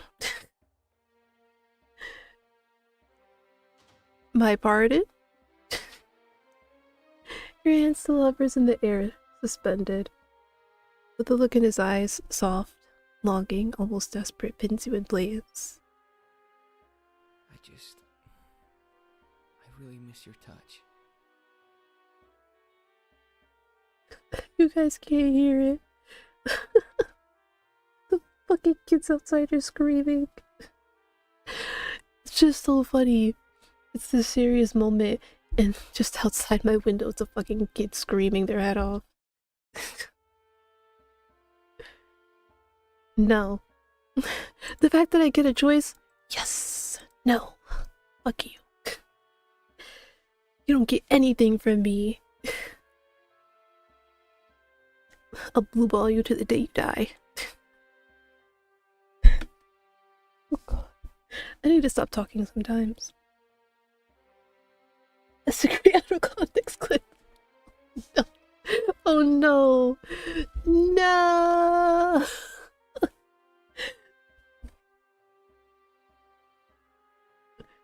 Everybody watching, don't clip me out of context. Don't do it. I didn't even realize. Oh no.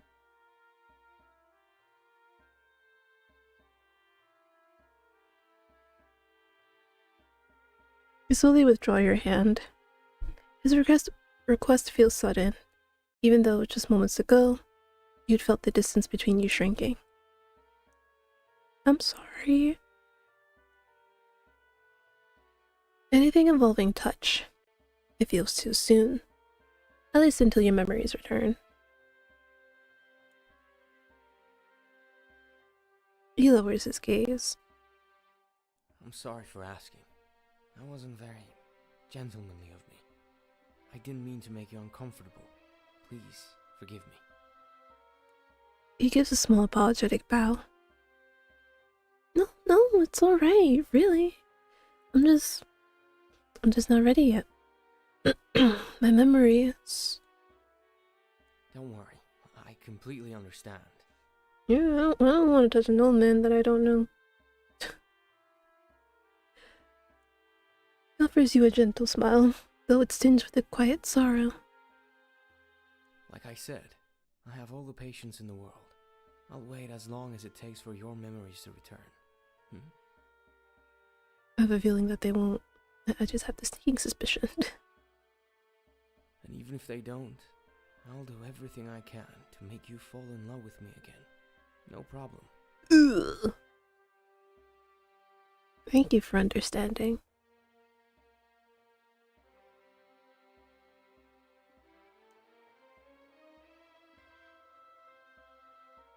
He frowns.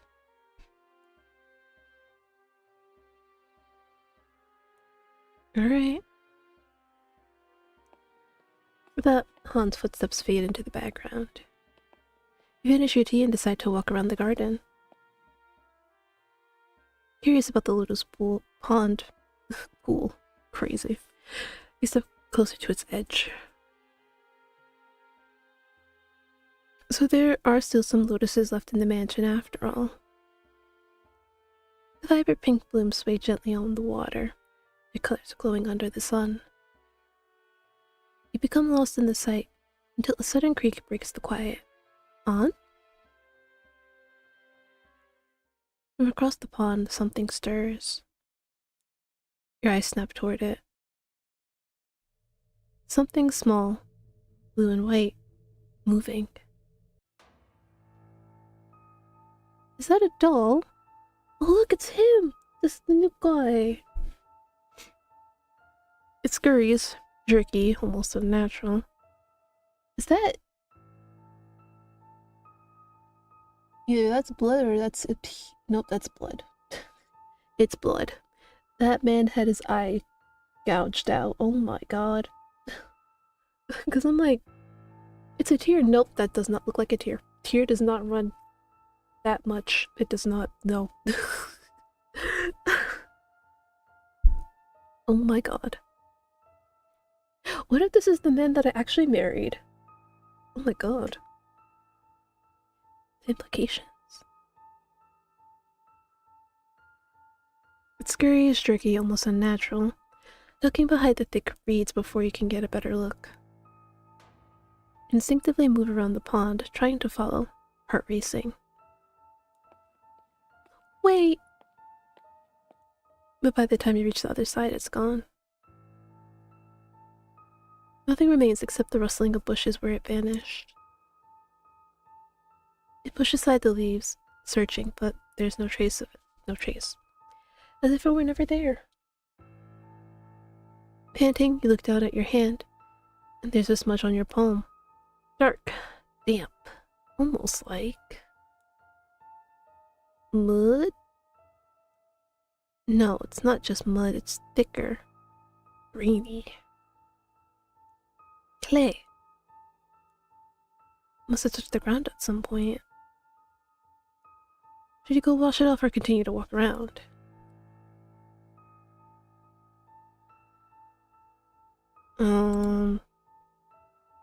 Bathroom. Because we haven't been there before. New map, new map.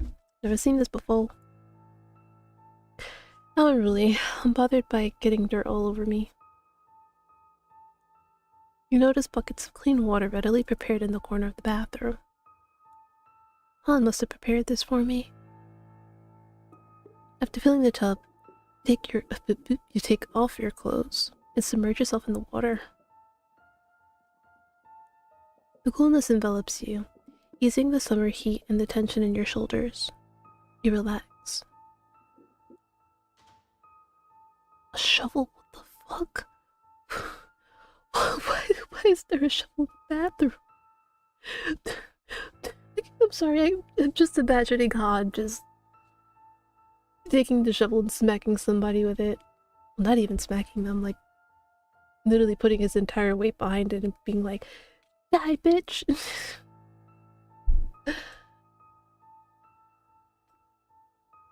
In the corner of your eye, you notice a shovel hanging on the wall. Yes, like, why is there a shovel in the bathroom? Strange, why is there a shovel here? You shrug. What do you, no!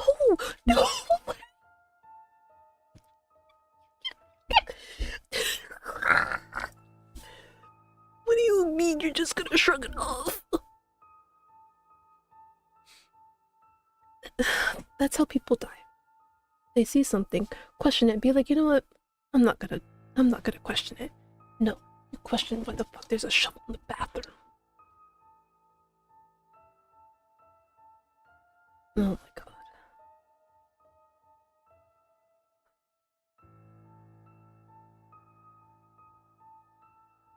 Am I about to encounter another bad ending?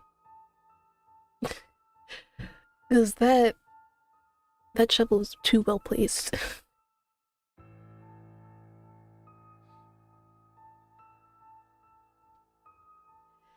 You shrug.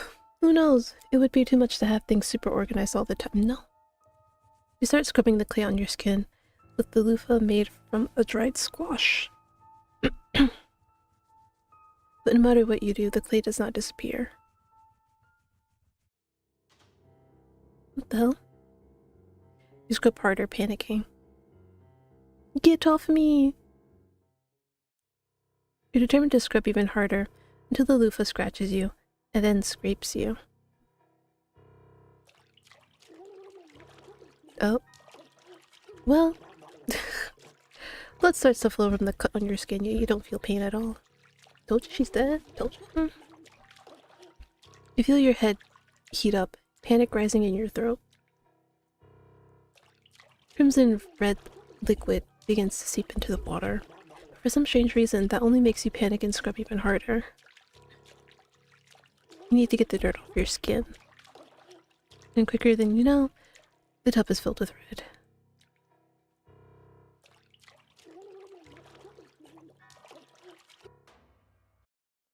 You jolt awake, gasping for air.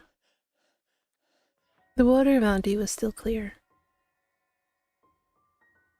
It seems like you were dreaming. No? You blink rapidly, heart pounding. The clay on your skin gone.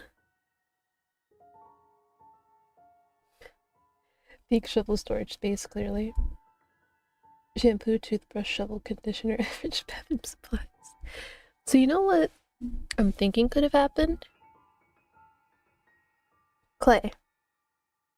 You do use clay to do, like, ceramics, right? If I'm thinking correctly. And so she got ceramic clay on her. And while she was bathing, Han came in, knocked her ass out, and she started bleeding. And because she's probably face down, it starts spreading out, coloring the water red. That would also explain why, you know, she has a headache. You know? Well, she has a headache when she wakes up. I'm really, like, grasping at everything here.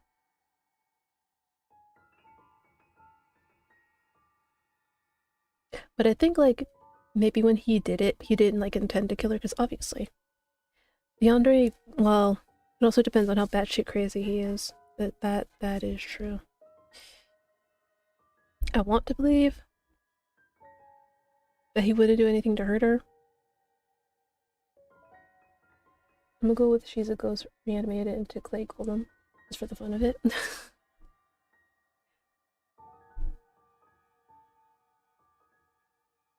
But the thing is, the clay is gone.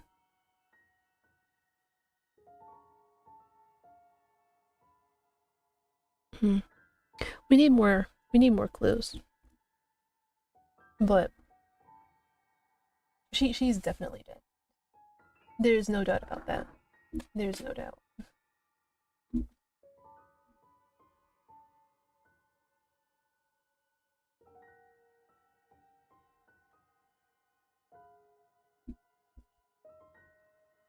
No blood, no dirt, just your bare, clean skin. Was that a nightmare? No, just your mind reminding you what the fuck happened in here. You sighed deeply, pressing a hand to your chest to steady your breath. Slowly, you rise from the tub and reach for the towel. The fabric brushes softly against your skin as you dry yourself off, your fingers still trembling from the lingering panic. As you move to grab your robe, something on the wall catches your attention. Beautifully painted scrolls line the tiled wall. Their silk fabric smooth and rich with color. Detailed scenes of mountains, gardens in bloom, birds in flight, and elegant deer. Oh, they might want to fix that. You put 2 periods. Just letting you know, devs, if you ever watched this VOD. You step closer, eyes drawn to the bottom corners of each scroll. There, in elegant calligraphy, is a name. My name.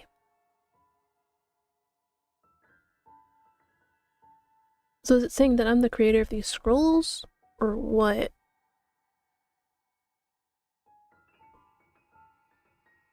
Because again, like I said, what I got from all the... Where is it? What I got from this is that you are the creator. And they're always underneath these kinds of scrolls.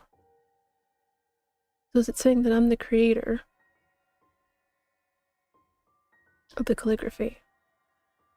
Or is it that I'm the creator of everything in here? The ceramics, the calligraphy, what have you.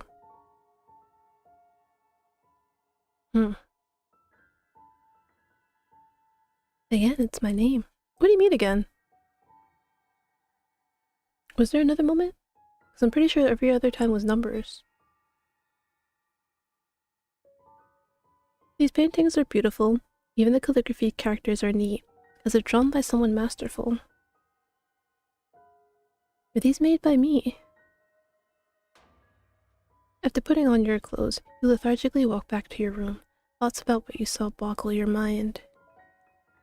Those paintings you saw were truly yours. You must have been a wonderful painter.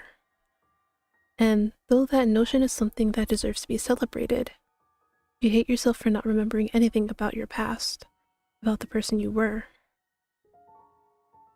What if those memories will never come back?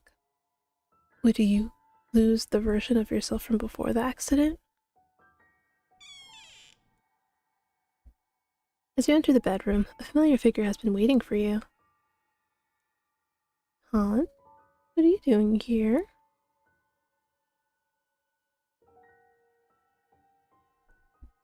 Han raises up the bowl of medicine in his hand. He casts a slow gaze toward the window, where the sun's rays have waned into a glowy red sunset. I guess it's time already. He slowly every time, I swear, whenever I like glance, I always think that Han is him. I don't know why. Han slowly approaches you. Or he, basically, like anything that's not Han. He, him. I did. Fun? Sure. Your mind drifts to the events earlier today. It was a strange day at the least, and you've become even more confused. Well, it's just... You really want to ask Han... Oh god. What do we do?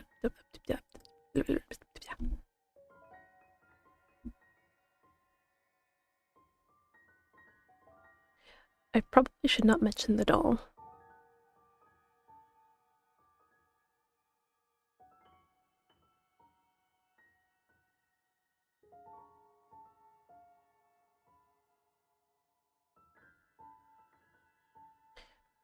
Handwriting? Okay, now's not the time. Merchant Lee? Okay.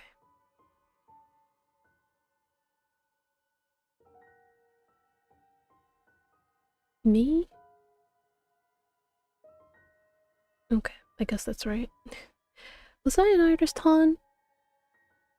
You blur it out, determined to learn about your past. A hint of uneasiness passes Han's face. The paintings on the wall. They are so beautiful. If I were the one who made them, I'd love to know that.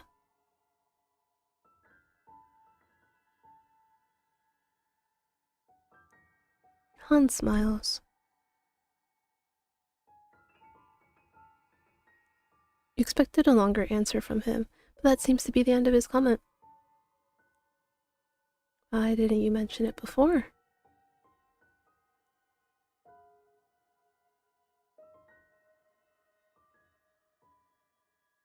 Right.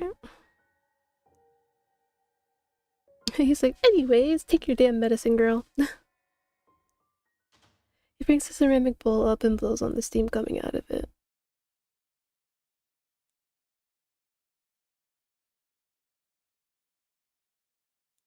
You glue your gaze to the medicine bowl.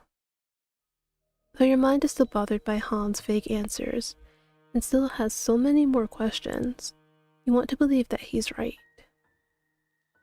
Dwelling too much into the past will cause nothing but stress and anxiety. You nod, accept his bowl, and drink it. The bitter liquid runs down your throat, the scent of herbs gradually absorbed by your senses. A flowy, comfortable feeling spreads through your body. easing the tension you just had in your forehead. Han gently takes the bowl from you. He smiles.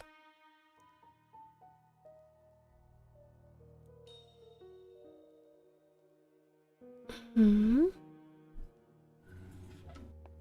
moment Han leaves the room, you flop onto the mattress, letting the coolness of the blanket devour your whole body.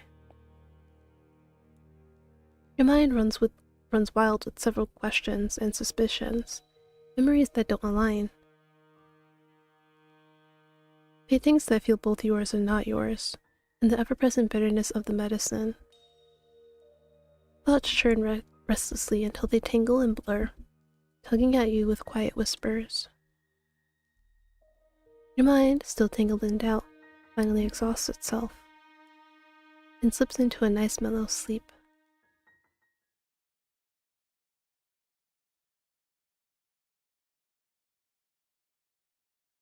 In the stillness of the night, a faint sound stirs you from sleep. Your eyes blink open, adjusting to the darkness.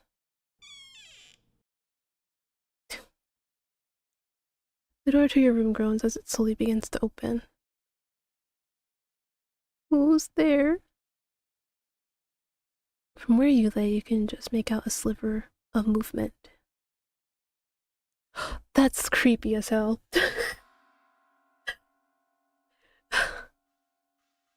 You don't know how badly I sucked in a breath when I saw it.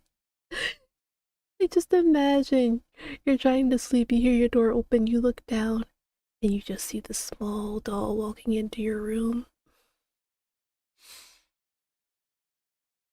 Oh god.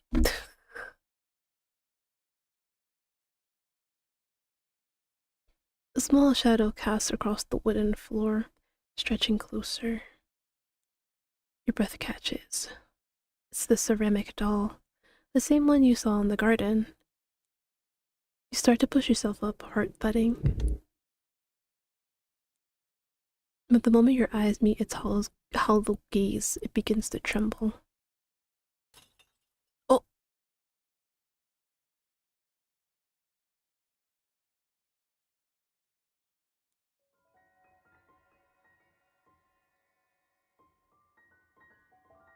What the fuck? With a violent shudder, the doll splinters apart, exploding into hundreds of jagged clay fragments that scatter across the floor like broken teeth. You freeze, chest tight, pulse racing. What should you do? Well, the sensible thing. Let me see, what was it again? Okay, so we're at the point where if we want to get to the new love interest.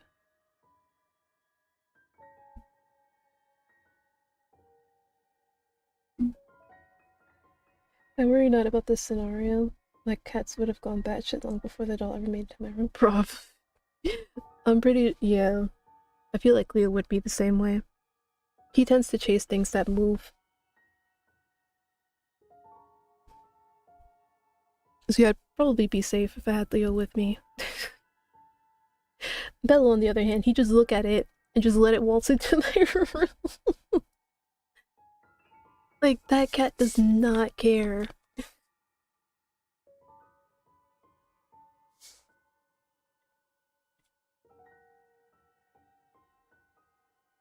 Like, he'll literally sit there and, like, watch the robber rob you. That's how bad he is.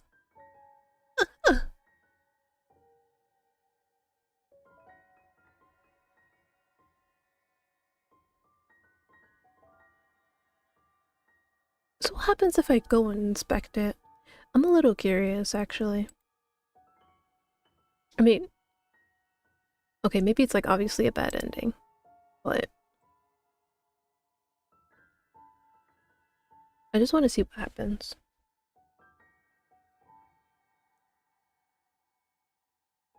You throw the blanket off and step out of bed, your legs shaky beneath you. Each step toward the shattered doll feels heavy, like you're wading through a dream. But when you reach it, you freeze. There is nothing. No doll. No broken pieces scattered across the floor. You blink in confusion, your hand reaching out to touch the smooth wood of the floor, half expecting it to crumble beneath your fingers. There is no trace that anything was here. Oh. Okay. I don't know what that does, but... Though your heart thumps with anxiety, you don't want to dwell on it any longer. If I just force myself to go to sleep, the sound will disappear, right? After a moment of convincing yourself, you shut your eyes and pull the blanket over your head. Gradually, the warmth and the silence that follows rock you to sleep. Gently drifting asleep. Wake up. Look at me.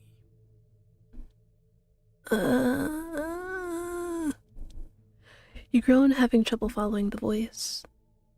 You are a sleepyhead, aren't you?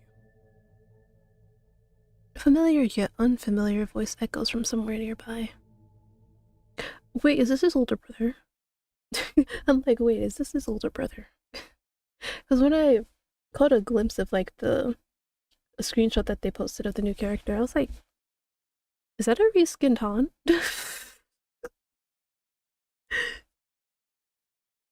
You try to open your eyes, but they feel impossibly heavy. As if a blurred curtain hangs over your vision. Han? Don't laugh at me. After a brief laugh, he lets out a bitter scoff. Seems like he's got you wrapped around his finger, doesn't he? The man snaps his fingers and your vision finally clears.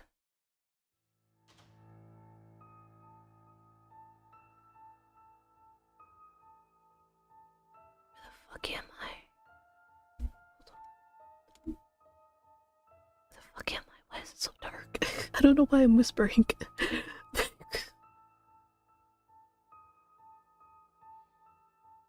Okay, standing before you is a man dressed in red, his eyes blindfolded with a strip of black fabric. His hair, his features, there are unmistakable traces of Han in him. No, there are unmistakable traces of Han in him, and yet something dangerous in his presence. His voice is deeper, huskier, stripped of Han's gentleness. Don't tell me this is like the two sides of Han. Surely they named him the... That'd be so funny if they did.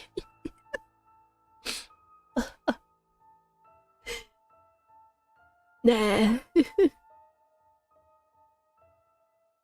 Okay, so either Han split in two, or this is Han's brother.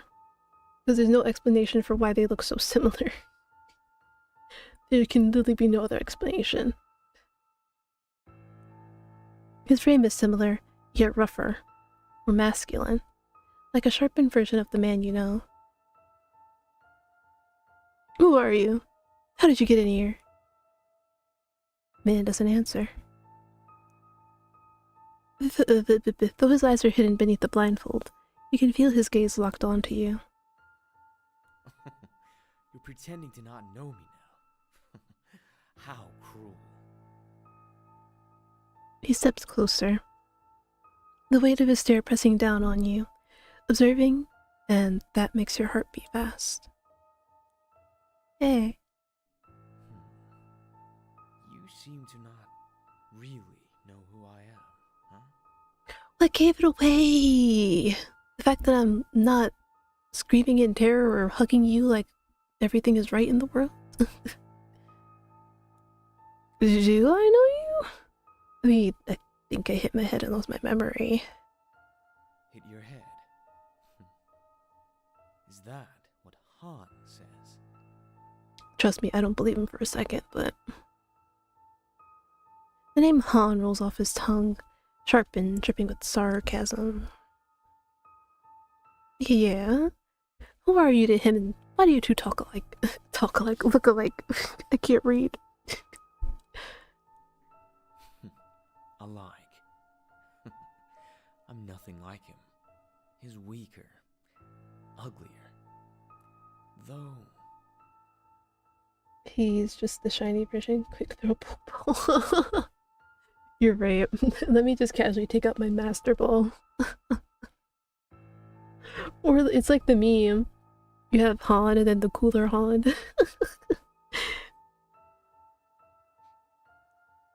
He stops right in front of you. You try to step back, but your body refuses to obey. Damn it, why can't I move? Maybe I like you better this way. No memories. We can start fresh. This really has to be Han's brother. It really has to be. Because the way Han described his brother, I can only imagine him being an absolute asshole.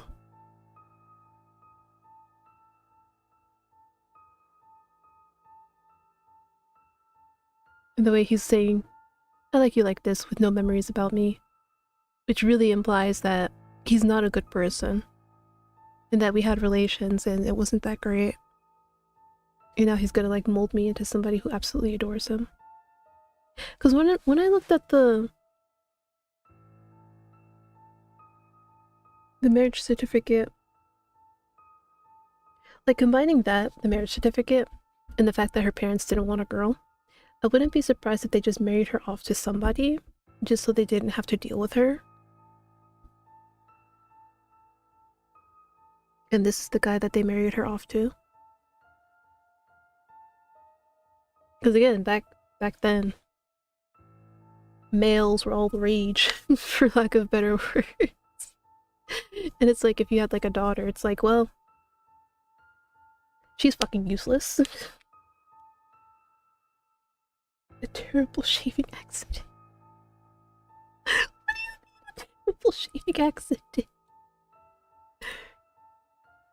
He tilts his head slightly. Maybe this time, I can make you. Make me? What if she poked his eye out? Ooh, that'd be a very interesting story. He suddenly grabs your hand and lifts it toward his face. The abrupt motion makes you gasp. He presses your hand against the blindfold covering his eyes, forcing you to feel its coarse fabric.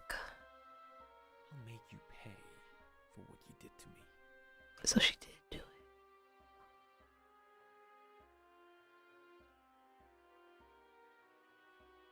Okay. I think I'm starting to see another story now that we have this dude. So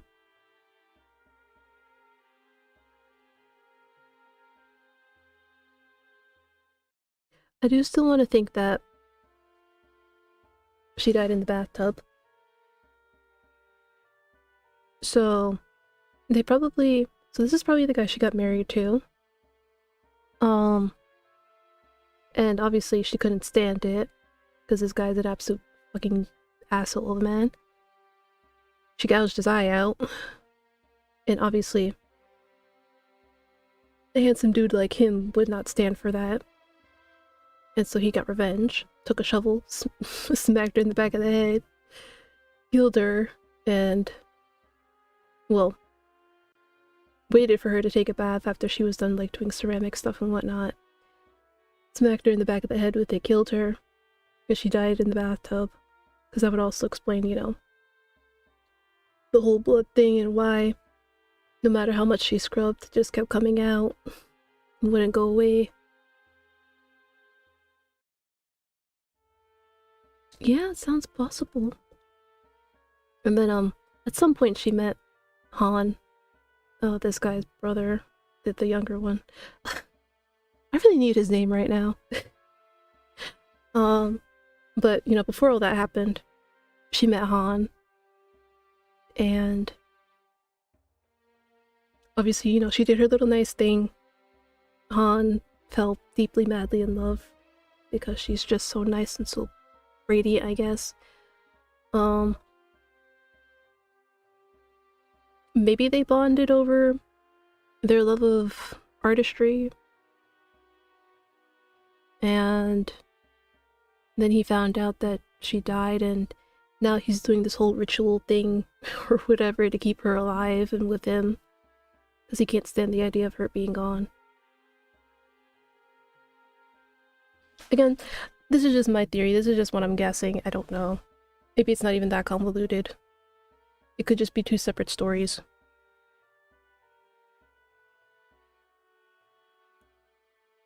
He leans down, his voice dropping to a whisper.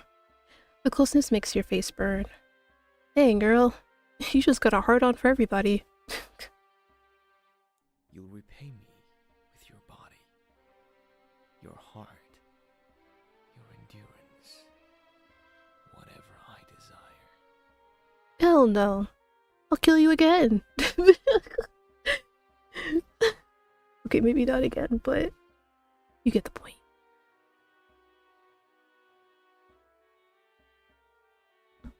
Hold on.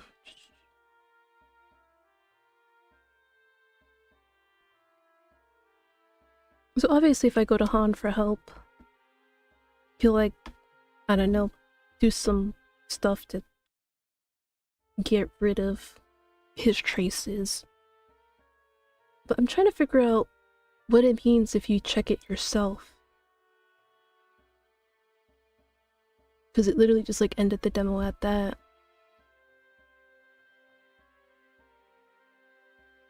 I like to imagine he missed the first couple of shovel swings, no depth perceptions. He might have. That's the funny part, he actually might have. Cause like I'm pretty sure like if he missed, she like felt the wind. She's like, what's that? And sees him. She's like, oh fuck! And he swings again. It's like, stop!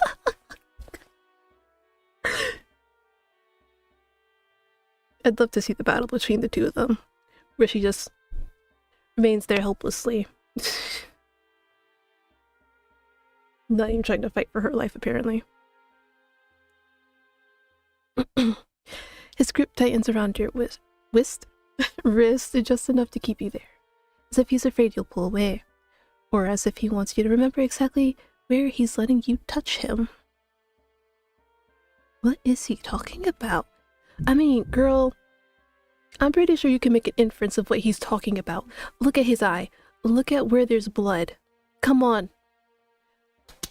You gotta be smarter than this. Come on.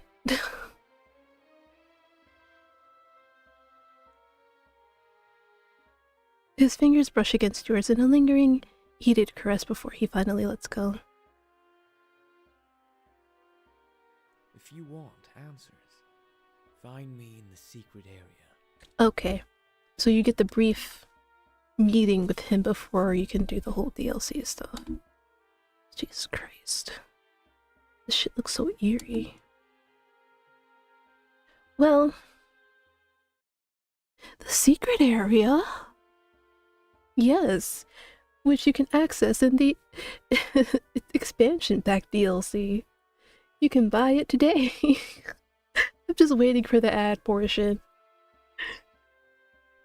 This is only a dream, one I created. I can't reach you in reality. Wait. Must be all the brain damage from the shovel hits making her dumb. Yeah, it has to be. Okay, so he said this is a dream, the one I created. I can't reach you in reality.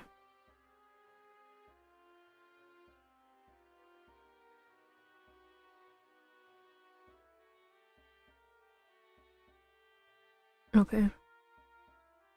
That means in reality he's still a porcelain doll. I mean, not porcelain, ceramic. The one that we saw, obviously. Okay. Gotcha. So wait a minute. How the fuck was he able to do this?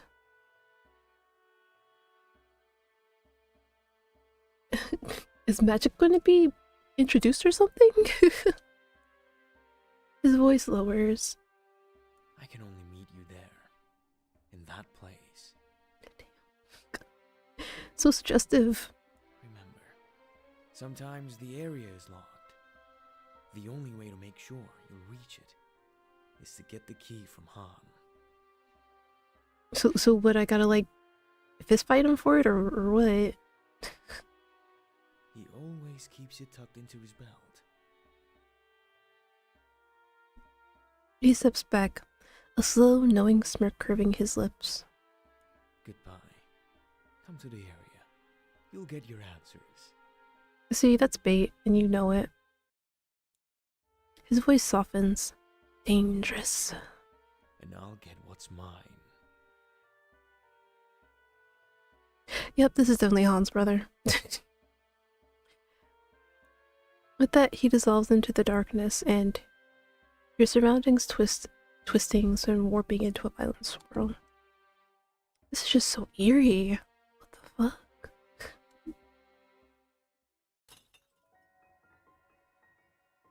You jolt upright. Was that really just a dream? But it felt so real. You clutch your head, trying to remember who the man was, but nothing comes. The only thing that remains is the feeling familiar, unsettling, just like when you're with Han. The sense that you and that man have once been close. Ooh, girl, you don't know.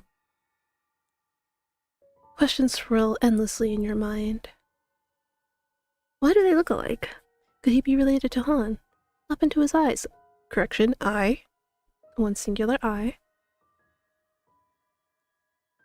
More importantly, the secret area. Available now for purchase.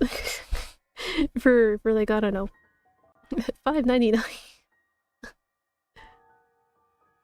Your desperate thirst for answers finally hardens into resolve. You need to reach the secret area no matter where it is. If I search the house, I'll find it eventually. Which means, buy the expansion pack DLC. The key. You move quietly through the house, your footsteps light, your breath shallow. Han has to be somewhere. Room after room passes in silence until a faint glow catches your eye. The door to his studio is slightly ajar. Inside, Han is slumped over his work table, fast asleep. Half-finished ceramic pieces surround him, bowls, figures, fragments still damp with care. Clay stains his fingers. His breathing is slow, exhausted. He must have fallen asleep while working. I'm not gonna lie, I half expected it to, like, end right about there. But hey, I'm not complaining. Yes, that's generally how locks work. Hey, you gotta give her... You gotta understand, she got hit with a shovel a few times.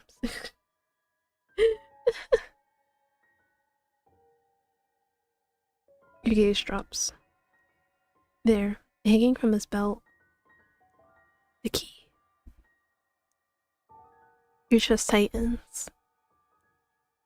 I shouldn't. I really shouldn't. You hesitate, guilt flooding in.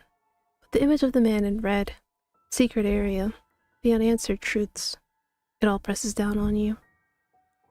Your hand trembles as you reach for the key, just one step closer. Han stirs. Ooh, girl. Hi. I missed you. That's what I'm doing here. Your heart stops. Oh, there's an ad. Dang. Here, I thought we'd finish with a flourish.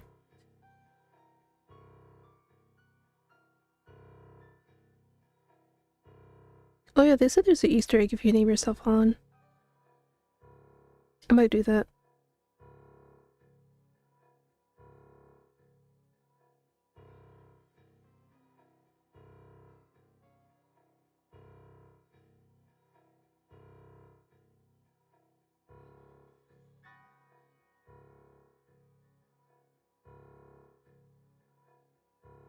Mm, mm, mm, mm, mm, mm. Oh my god. It's officially springtime, guys. The ice cream trucks are out.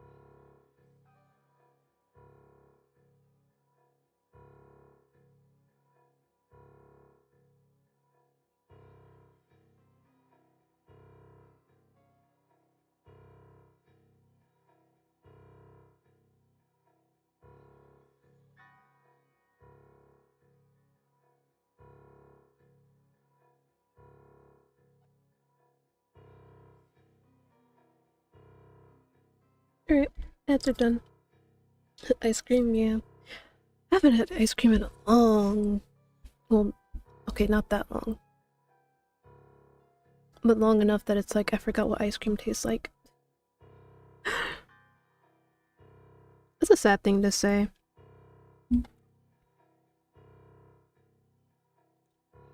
He wakes fully now, eyes sharp as they lock onto your hand at his belt. In one swift motion, he grabs your wrist, gripping tightly. What are you doing? I wanted to look at your belt.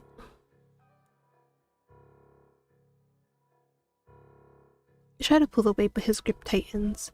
His expression darkens, hurt flashing before anger settles in. Don't lie to me. Listen, you're the one lying to me. I don't want to hear that from you.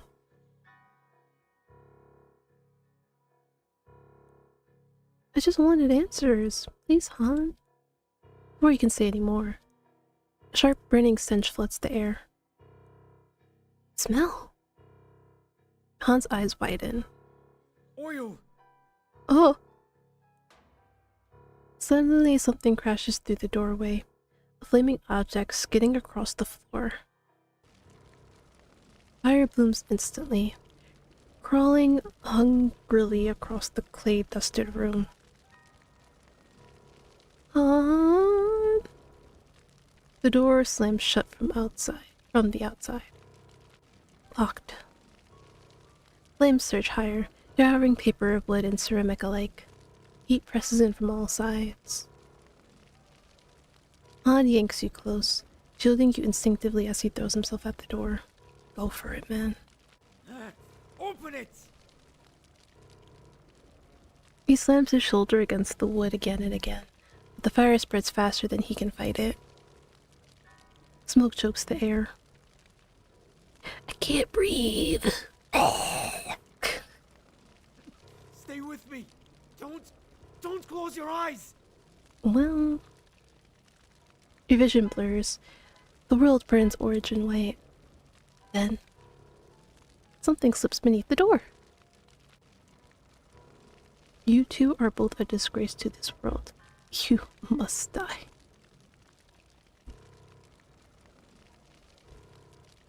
Thank you, Hans, brother. I like being told I'm a disgrace to the world. Thank you. I already know. A piece of paper, curling at the edges as it lands between you, illuminated by the fire. Scrawled across it in jagged furious strokes. I mean, it wouldn't hurt to, actually evoke that in your image, but okay, I'll try to imagine it. No. Han pulls you into his arms, holding you tightly as the flames roar closer. You better be. The heat becomes unbearable. Your thoughts scatter, your grip loosens. And together everything fades away. But if you close your eyes, does it almost feel like nothing changed at all? What did I get? Bound in ash. Oh.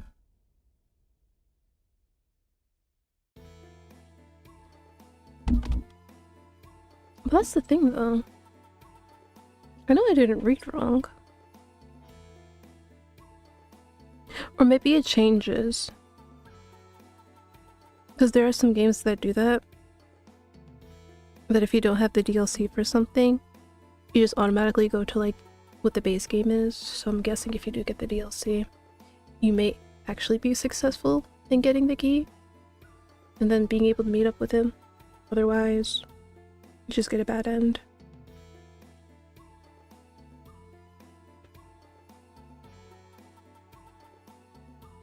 Yeah, probably makes sense. Right, we'll do one last thing. Name ourselves Han, and then we'll be done for today.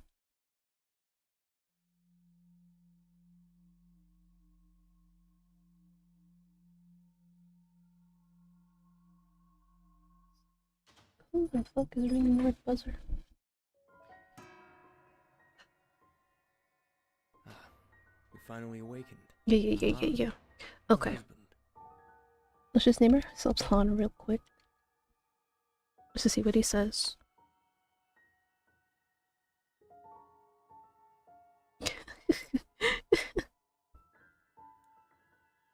Though the smile on his face is still visible, you swear you can detect a trace of discomfort in his eyes saying your name aloud.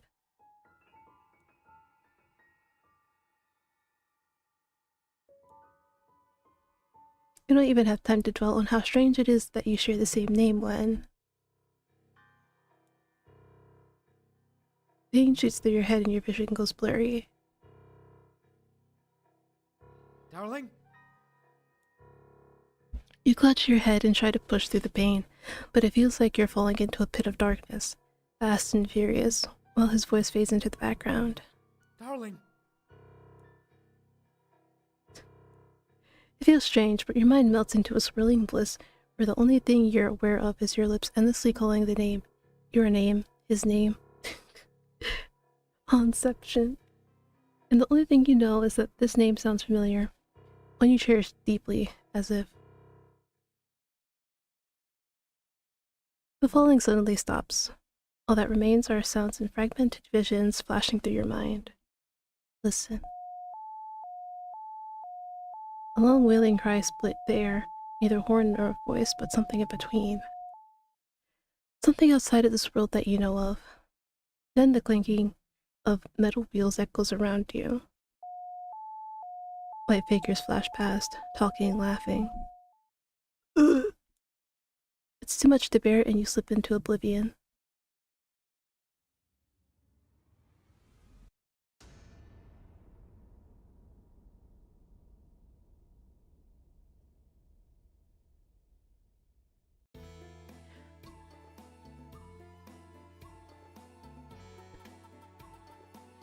Okay. So, this is what I'm thinking. Okay, folk, this is what I'm thinking. Wait 1 second, let me...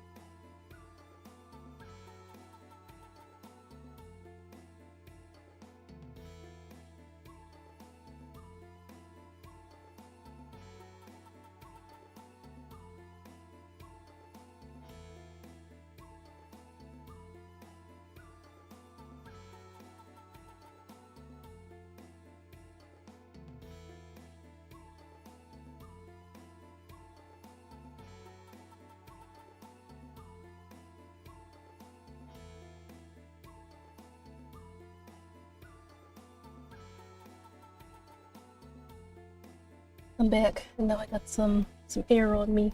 For some reason, it's so warm in here. Like, I'm not complaining. I prefer it to be warm than cold, because I can just take off my layers, but... but yeah. They said it was an Easter egg to name yourself Han. So, I was thinking, oh, you know, maybe Han actually is the guy she actually ended up loving. But then I was like, oh, maybe it's just like a little nod to, like, I guess all the people that love Han, like the fans or whatever. So I was like, okay, never mind. That's probably what it is. But yeah, I'm gonna stick by the theory that I had about how Han's brother ended up marrying her. That's the thing, I don't know if she likes Han at all. Like, obviously, she didn't like her husband. I don't like her husband either. Like, I barely know the guy and I already hate him. Like, at first I was like, okay, I'm a little intrigued, but then he said what he said, and I said, you know what? Maybe she was right to gouge out your eye after all.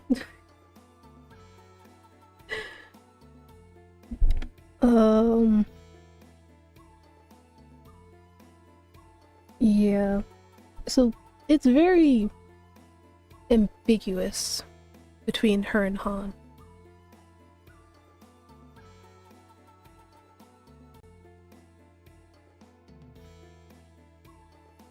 At least to me, anyway.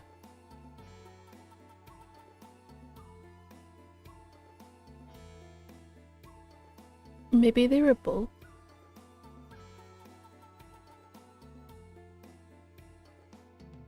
I don't know.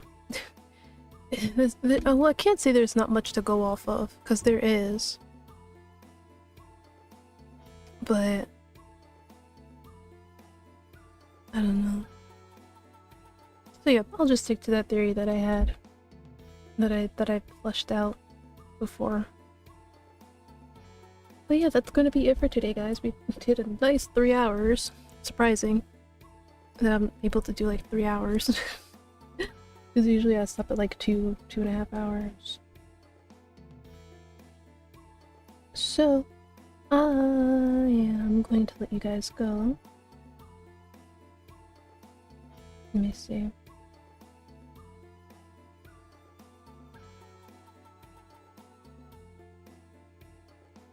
I will send you guys to Dawn. I think he's playing Resident Evil.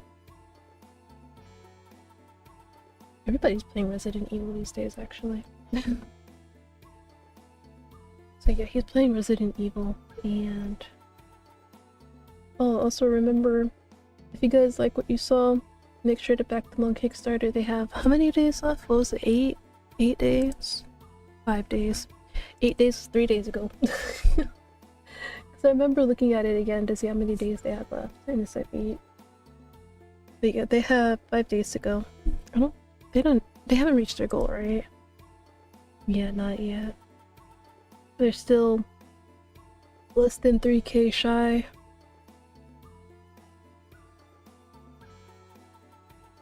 But yeah.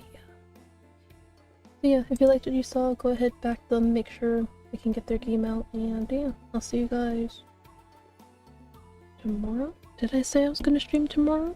I probably did. Probably on my schedule. But yeah, bye guys, have fun with Dawn, bye!